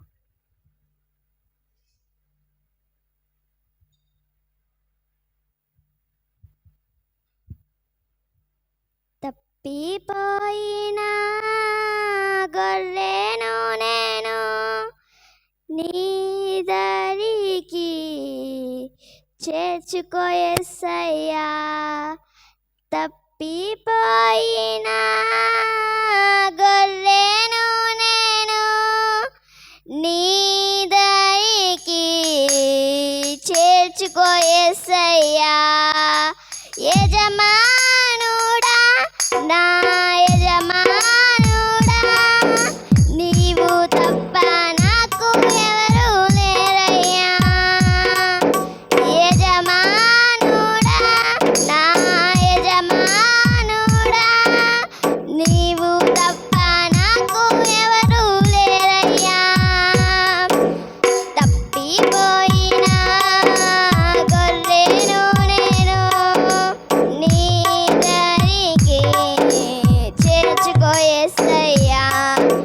తప్పిపోయిన గొర్రెను నేను నీ దరికి చేర్చుకో యేసయ్యా. యజమానుడా, నా యజమానుడా, నీవు తప్ప నాకు ఎవరు లేరయ్యా. యజమానుడా, నా యజమానుడా, నీవు తప్ప నాకు ఎవరు లేరయ్యా.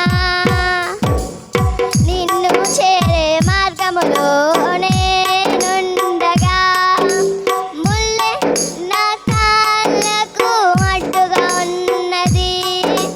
నిన్ను చేరే మార్గములో నేనుండగా ముల్లె నా కాళ్ళకు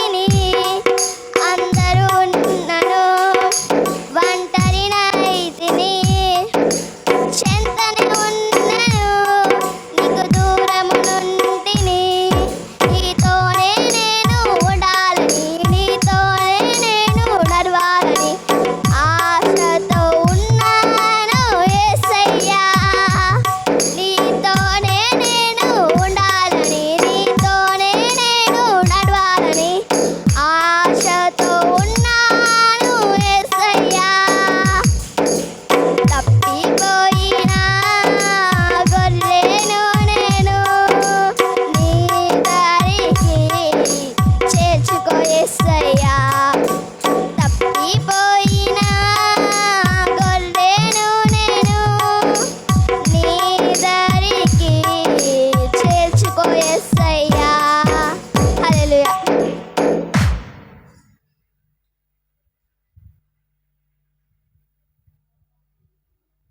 చక్కని ప్రత్యేక గీతాన్ని ఆలపించిన జాయ్స్కి నా యొక్క అభినందనలు తెలియజేస్తూ ఉన్నాను.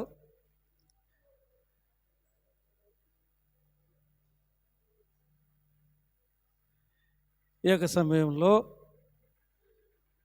దేవుడు చేసిన ఉపకారాలని మేలులను తలంచుకుని కృతజ్ఞత కానుకలు తీసుకొచ్చిన బిడ్డలు నల్లి జ్యోతి యేసురత్నం విశేషరాయపురం నుండి మరి ఈ యొక్క కానుకను మరి దేవుని సంఘానికి తీసుకొచ్చారు. ఆ బిడ్డలను దేవుడు దీవించి ఆశీర్వదించునుగాక.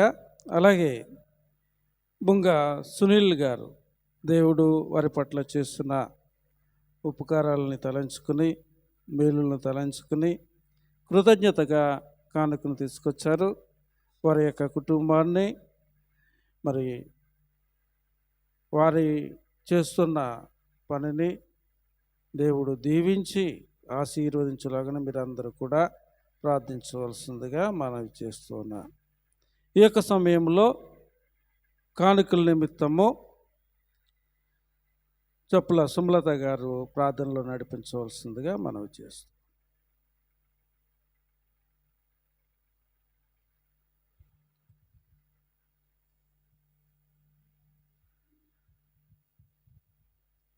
ప్రార్థన. స్తుతి స్తోత్రార్హుడా, స్తుతులకు పాత్రుడా, పరిశుద్ధుడు అయిన తండ్రి దేవా, నీకు వందనాలు, స్తోత్రాలు, స్తుతులు చెల్లించుకుంటున్నాం తండ్రి. నాయన ఇదిగో నాయన ఈ ఆదివార దినంలో ప్రవ్వా నీ సన్నిధానానికి కుటుంబాలుగా చేరి ప్రవ్వా సంఘముగా కూడి నిన్ను స్తుతించడానికి నిన్ను ఆరాధించడానికి ప్రవ్వా నీవు మాకిచ్చిన ఈ ధన్యతను బట్టి ప్రవ్వా నీకు వందనాలు, స్తోత్రాలు, స్తుతులు చెల్లించుకుంటున్నాను తండ్రి. దేవా తండ్రి ప్రవ్వా ఇంతవరకు నాయన ఈ కార్యక్రమం అంతటిని ప్రవ్వా నీ మహిమార్థమై జరిగించినందుకు మీకు వందనాలు ప్రవ్వా. ప్రవ్వా తండ్రి యేసయ్య నీ దాసునిలో పెట్టుకుని ప్రవ్వా మాకు కావలసిన సమృద్ధి అయినటువంటి ఆహారాన్ని మీరు ఇచ్చినందుకు మీకు వందనాలు తండ్రి. ప్రవ్వా ఈ వాక్యాన్ని హృదయంలో భద్రం చేసుకొని నాయన ప్రవ్వా జీవితాంతము నాయన ప్రవ్వా ఈ వారం అంతా ప్రవ్వా మేము జీవించడానికి మీ కృప చూపించు నాయన. ప్రవ్వా నాయన తండ్రి లోకంలో ప్రవ్వా మేము ఈ వారం అంతా జీవించాలి ప్రవ్వా మరొక ప్రభు దినం వచ్చే వరకు నాయన. అయితే నాయన తండ్రి లోక మాలిన్యం అంటించుకొనకుండా ప్రవ్వా లోకము నుంచి పవిత్రంగా పరిశుద్ధంగా మేము జీవించులాగున ప్రవ్వా ఈ హృదయాలు ప్రవ్వా నీ వాక్యము మా హృదయాల్లో భద్రం చేయండి తండ్రి. దేవా నీకే వందనాలు, స్తోత్రాలు ప్రవ్వా. నాయన తండ్రి ప్రవ్వా మరణము వరకు నాయన ప్రవ్వా యేసయ్య ఈ వాక్యానుసారంగా మేము జీవించడానికి లేదా నీ రాకడ వరకు ప్రవ్వా మేము ప్రవ్వా నీకు ఇష్టమైన పాత్రలుగా జీవించి ప్రవ్వా నీవు మాకు ఇచ్చిన అమూల్యమైన రక్షణను ప్రవ్వా మేము సొంతం చేసుకునే ప్రవ్వా ఆ ధన్యతని మాకు మా సంఘానికి మీరు దయచేయండి ప్రవ్వా. నీకు వందనాలు తండ్రి. ఇదిగో నాయన కలిమి నుంచి లేమి నుంచి ప్రవ్వా నీ సన్నిధానానికి ప్రవ్వా కానుకలుగా తీసుకొని వచ్చారు నాయన. వీటిని మీరు దీవించండి, ఆశీర్వదించండి ప్రవ్వా. నాయన ప్రవ్వా ఇచ్చిన ప్రతి ఒక్క చేతిని ప్రవ్వా మీరు దీవించి ఆశీర్వదించి బలపరచండి ప్రవ్వా. నాయన ప్రవ్వా ఈ కానుకలను ప్రవ్వా నీ రాజ్య వ్యాప్తి కొరకు ప్రవ్వా నీ స్వార్థ వ్యాప్తి కొరకు నాయన ప్రవ్వా దీనిని వాడుకోండి ప్రవ్వా. సక్రమంగా యోగ్యముగా ప్రవ్వా అవి ప్రవ్వా తండ్రి ఖర్చు చేయగలగడానికి ప్రవ్వా నీ కృపను అనుగ్రహించండి తండ్రి. దేవా నీకే వందనాలు, స్తోత్రాలు ప్రవ్వా. నాయన ప్రవ్వా ఇంకను జరగనయున్న కార్యక్రమంలో మీరు తోడయండి తండ్రి. ప్రవ్వా అన్ని విషయాలలో ప్రభా సంఘాన్ని వర్ధిల్లింపచేసి నాయన ప్రభా రక్షణ పట్ల ప్రభా నీవు మాకు ఇచ్చిన భారాన్ని బట్టి ప్రభా నీకు వందనాలు చెల్లించుకుంటూ నాయన ప్రభా కుటుంబ రక్షణ కొరకు నాయన సంఘంలో ప్రభా ప్రతి బిడ్డ రక్షణ కొరకు ప్రభా తండ్రి కన్నీటి ప్రార్థన ద్వారా నాయన యేసయ్య మేము అద్భుతాలు చూచులాగున ప్రభా అందరినీ ప్రభా మేము రక్షించుకునేలాగున ప్రభా మీ కృపను మీ సహాయాన్ని మాకు అనుగ్రహించమని ఈ ప్రార్థన మీ పాద సన్నిధికి చేర్చుకుని నా ప్రార్థనకు ప్రతిఫలమును అనుగ్రహించమని యేసుక్రీస్తు వారి పరిశుద్ధ నామమున ప్రార్థించి అడిగి వేడుకొని పొందుకొని ఉన్నాను నా పరమ తండ్రి ఆమేన్.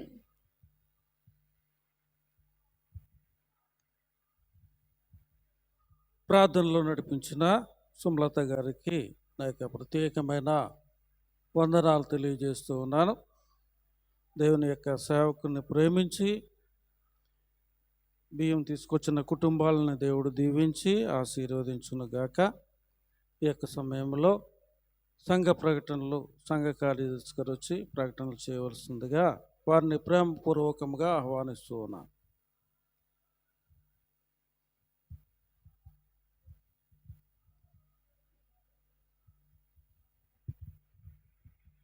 దేవుని పరిశుద్ధ నామానికి స్తోత్రములు.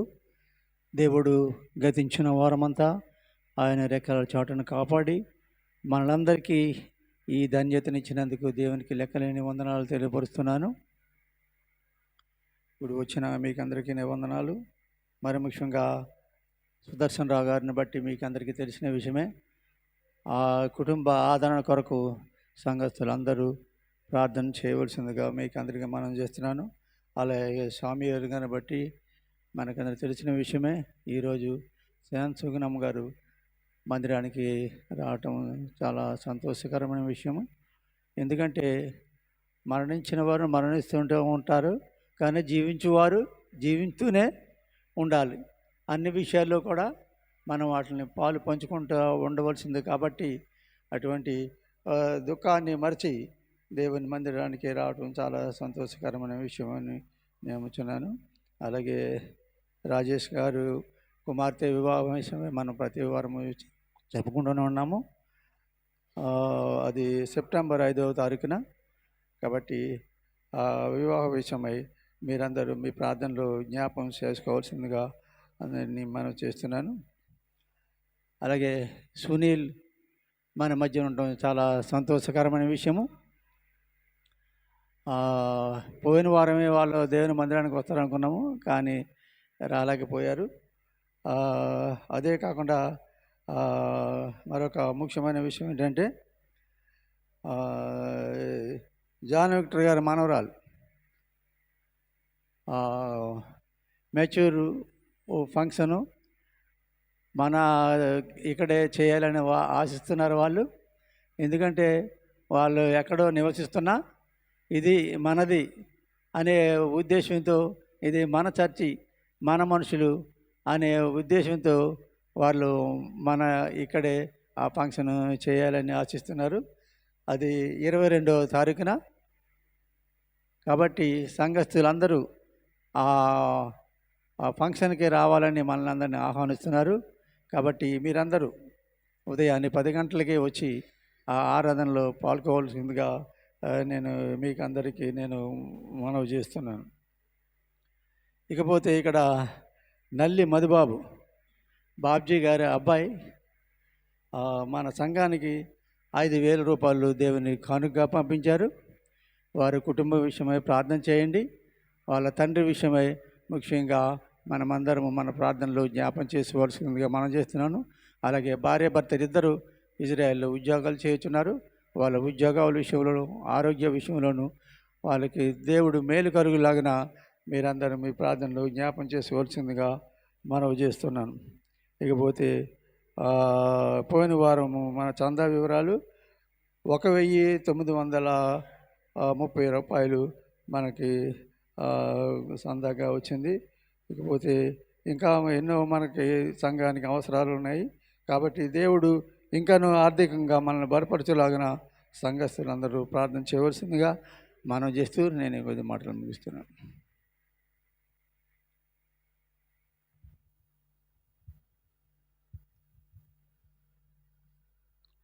సంఘ ప్రకటనలు చేస్తున్న సంఘ కార్యదర్శి స్వామి గారికి నా యొక్క ప్రత్యేకమైన వందనాలు తెలియజేస్తూ ఉన్నాను. ఈ యొక్క సమయంలో అందరూ లేచి నిలబడినట్లయితే ముగింపు పాట పాడుకుని దేవుని దాసులు ముగింపు ప్రార్థన ఆశీర్వాదంతో మనమందరము సెలవు తీసుకుందాం.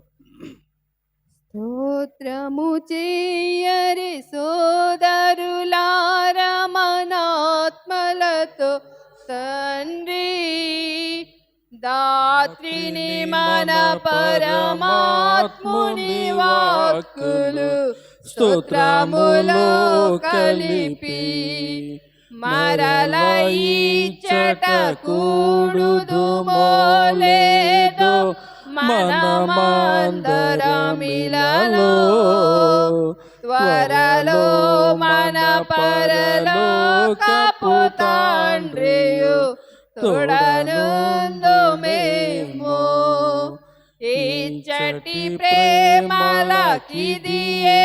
కడవరి వాచియున్నదేమో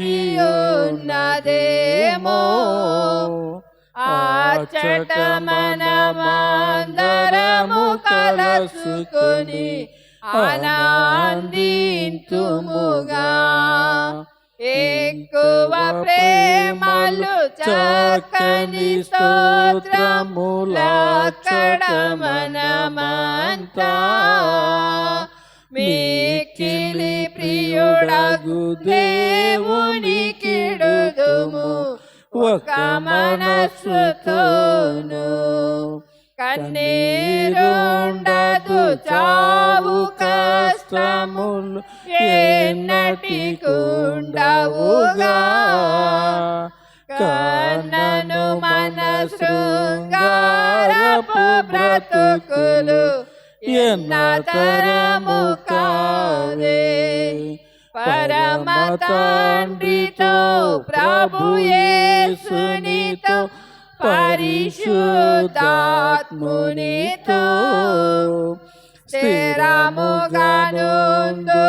మరి దూతలతో పరలోకమునందు స్తోత్రము చేయరే సోదరులారా మనాత్మలతో తండ్రి దాత్రిని మన పరమాత్ముని వాక్కులు స్తోత్రములో కలిపి. ఈ యొక్క సమయంలో దేవుని దాసులు ముగింపు ప్రార్థన ఆశీర్వాదంతో సెలవు తీసుకుంటాం. ప్రార్థన చేసుకుందాం. పరిశుద్ధుడా మా పరమ తండ్రి నీ కొందనాలు, మరొక మారు మీ కుమారుడైన యేసుక్రీస్తు ద్వారా మీ పరిశుద్ధమైన పాదాలు చెంత చేరి అబ్బా తండ్రి అని ప్రార్థించటానికి మీరు చూపుతూ ఉన్న మీ కృపను బట్టి నీకు స్తోత్రాలు. సజీవులు సజీవులే కదా నిన్ను స్తుతిస్తారు, మన్ను నిన్ను స్తుతించినా అని మీరు సెలవిచ్చి మిమ్మల్ని స్తుతించుటకు, మీ నామమును గొప్ప చేయుటకు, మిమ్మల్ని కీర్తించి కొనియాడుటకు మమ్మల్ని అందరినీ కూడా సజీవుల లెక్కలో ఉంచి అయా నీ పరిశుద్ధ పాదముల చెంత చేర్చి మిమ్మల్ని స్తుతించటానికి, మీ నామాన్ని గణపరచటానికి, ఆరాధించి మీ వాక్యమును ధ్యానించి తండ్రి ప్రార్థించటానికి మీరు ఇచ్చిన కృపంతటను బట్టి కూడా మీ నామాన్ని గణపరుస్తూ ఉన్నాం. మీ బిడ్డల జీవితాల్లో మీరు చేసిన మేలులను, మీ ఆశ్చర్యమైన కార్యాలను తలపోసుకుంటూ సమర్పించిన సంఘ కానుకలను బట్టి, కృతజ్ఞత అర్పణలను బట్టి నీ కొందనాలు, సేవకుని ప్రేమించి తెచ్చిన బియ్యమును బట్టి నీకు స్తోత్రమయ్యా. ప్రతి గుప్పిలను మీరు దీవించండి తండ్రి. అయ్యా మీ గుప్పిలను విప్పి ప్రతి బిడ్డను కూడా మీరు ఆశీర్వదించమని ప్రార్థన చేస్తూ ఉన్నాం. ఇంకా తండ్రి అయ్యా అనేక మంది సంఘ బిడ్డలు ఈ దినమున మందిర ఆవరణంలోనికి రాలేకపోయారయ్యా. వారితో మీరు మాట్లాడే మీ ఉచితమైతే మరొక ఆదివారం దినమున మేమందరం ఎట్టిగా సమకూర్చబడినప్పుడయ్యా నీ నామమును అందరము కలిసి గణపరచుటకు కృపనివ్వండి అయ్యా. ఈ దినము మందిరంలో చేరి భక్తి శ్రద్ధలతో నేను ఆరాధించిన ప్రతి బిడ్డను కూడా మీరు జ్ఞాపకం చేసుకోనండి తండ్రి. దీవించండి, ఆశీర్వదించి ఆయురారోగ్యములను మీరు అనుగ్రహింపచేయండి అయ్యా. సంఘమును చక్కని రీతిలో నడిపిస్తున్న సంఘ పెద్దలైన వారందరిని బట్టి నీకు వందనాలు. స్త్రీల సమాజం వారిని బట్టి నీకు స్తోత్రాలు. యవనస్తులను బట్టి నీకు వందనాలు. సండే స్కూల్ బిడ్డలను బట్టి నీకు వందనాలు. ప్రతి ఒక్కరిని కూడా మీరు జ్ఞాపకం చేసుకోనండి చేసుకోనండి, బలపరచండి, దీవించండి తండ్రి. సంఘములో ఉన్న ప్రతి ఒక్కరూ కూడా అయా తండ్రి వారికి అప్పగించిన బాధ్యతలను గుర్తెరిగిన వారే తండ్రి. అయా నీ పరలోక రాజ్యమునకు మేలు చేసే వ్యక్తులుగా, అయా పరలోక రాజ్యమునకు ఉపకారము చేసే వ్యక్తులుగా ప్రతి ఒక్క బిడ్డలు కూడా తండ్రి ముందుకు నడిపించమని మీ సన్నిధిలో ప్రార్థన చేస్తూ ఉన్నాం. చక్కని రీతిలో నడిపించిన విజయమోహన్ గారిని బట్టి నీకు వందనాలు అయా. అలాగే కీర్తన ధ్యానంలో నడిపించిన జెస్సీని బట్టి కూడా నీకు స్తోత్రాలు తండ్రి. ఇంకను మీరు బలపరచమని ప్రార్థన చేస్తూ ఉన్నాము దేవా. మెట్టుకు సంఘములో ఉన్న ప్రతి కుటుంబాన్ని మీరు జ్ఞాపకం చేసుకొనండి. ఆర్థికంగా, ఆత్మీయంగా, శారీరకంగా, భౌతికంగా అన్ని విషయాలలో కూడా దీవించబడుతూ ఆ పరలోక రాజ్యమునకు హక్కుదారులుగా ఎంత సంతోషముతో సమాధానాలతో ఒక కుటుంబములాగా ఇక్కడ జీవిస్తూ ఉన్నారు. అంతే సంతోషముతో తండ్రి ఆ పరలోక రాజ్యములో సహితము దేవా నేను ఆరాధించే కృప ప్రతి కుటుంబమునకు మీరు అనుగ్రహించమని ప్రార్థన చేస్తూ ఉన్నాను. సంఘబిడలు చేస్తున్న ఉద్యోగాల్లో, వ్యాపారాల్లో, జీవనోపాధి పనుల్లో తోడుండండి తండ్రి. అభివృద్ధిలోనికి నడిపించండి అయా. ఉద్యోగం చేస్తున్న వారి కష్టార్జితాన్ని మీరు ఆశీర్వదించండి. ఉద్యోగుల కొరకు ప్రయత్నాలు చేస్తున్న బిడ్డల ప్రయత్నాలను సఫలపరిచి మంచి ఉద్యోగాలను వారికి దయచేయండి. వివాహాల కొరకు ఎదురు చూస్తున్న బిడ్డలకు అయా చక్కని సంబంధాలు వచ్చి వివాహాలు జరుగుటకు సహాయమును దయచేయండి. దూరదేశాలు వెళ్ళాలని ప్రయత్నాలు చేస్తున్న బిడ్డల ప్రయత్నాలకు తండ్రి మీ సహాయము చేసి మీరే కృప చూపి నడిపించండి అయ్యా. దూరదేశాల్లో ఉన్న సంఘ బిడ్డలను జ్ఞాపకం చేసుకొనండి. వారి ఉద్యోగాల్లో, వారి ప్రయాణాల్లో తోడుండండి. మీ కృప, మీ కాపుదల వారికి అనుగ్రహించమని ప్రార్థన చేస్తూ ఉన్నాం. చదువులు చదువుకొనిచిన బిడ్డలకు తోడుండండి. వారి ప్రయాణాల్లో క్షేమం ఇవ్వండి. ఎగ్జామ్స్లో విజయాన్ని మీరు దయచేయమని ప్రార్థన చేస్తున్నాం. సంఘ బిడ్డలు ఎవరైనా బలహీనులుగా ఉంటే మీ గాయపడిన హస్తము చేత ముట్టండి, స్వస్థపరచండి, బలపరచండి. నీకు వందనాలు, స్తోత్రాలు. ప్రత్యేకంగా అయా సెప్టెంబర్ 5వ తారీఖున జరగబోతున్న బొంగ రాజేష్ గారి యొక్క కుమార్తె వివాహ విషయంలో సహాయం చేయండి. మంచి వాతావరణం దయచేయండి అయా. ప్రత్యేకంగా ఈ వారం జరగబోతున్న తండ్రి బొంగ సునీల్ గారి యొక్క కుమార్తె యొక్క అయా యొక్క తండ్రి మెచ్యూర్ ఫంక్షన్లో కూడా మీరే సహాయం చేయండి. మంచి వాతావరణమును మీరు అనుగ్రహించండి. అన్ని విషయాలలో కూడా మీరే తోడుండి నడిపించి మహిమ పొందండి అయా. ఈ వారమంతా కూడా మీ కృప, మీ కాపుదల అనుగ్రహింపచేయండి. ప్రయాణాల్లో క్షేమం ఇవ్వండి. పనుల్లో తోడుండి సఫలతను అనుగ్రహింపచేసి అన్ని విషయాల్లో కూడా మేలు చేసి మహిమ పొందమని అయా మా సంఘ బిడ్డలందరూ చుట్టూ, వారి కుటుంబముల చుట్టూ తండ్రి మీ ప్రశస్తమైన రక్తమును కంచెగా వేస్తూ, మీ చిత్తమైతే మీరు అక్కడ ఆలస్యమైతే మరొకసారి మేమందరం ఇటుగా సంఘంగా సమకూడిని నామమును గణపరిచే కృప దయచేయమని, అంతవరకు మా శరీరాత్మ ప్రాణాలను మీకు అప్పగిస్తూ త్వరలో రానున్న నజరేయుడైన యేసు నామమున ఈ మనవులన్నిటినీ కూడా అడిగి వేడుకొని పొందుకొని ఉన్నాము మా పరమ తండ్రి, ఆమేన్. ఇప్పుడు మన పరమ తండ్రి అయిన దేవుని ప్రేమ, రక్షకుడైన యేసయ్య కృప, ఆదరణకర్త అయిన పరిశుద్ధాత్మ దేవుని అన్యోన్య సహవాసము ఇక్కడున్న మనకు, లోకములో ప్రభువును ప్రేమించు ప్రతి ఒక్కరికి ఆయన రాకడ పర్యంతం తోడయ్యుండే, ఆయన రాకడకు మనలను సిద్ధపరచునుగాక. ఆమేన్, ఆమేన్, ఆమేన్. అందరికీ వందనాలమ్మా. మన బొంగ సునీల్ గారి యొక్క కుమార్తె మెచ్యూర్ ఫంక్షన్ 22వ తారీఖున ఏర్పాటు చేయడం జరిగింది. దయచేసి మీరందరూ కూడా ఆ కార్యక్రమంలో పాలు పొందవలసిందిగా తెలియపరుస్తూ ఉన్నాను.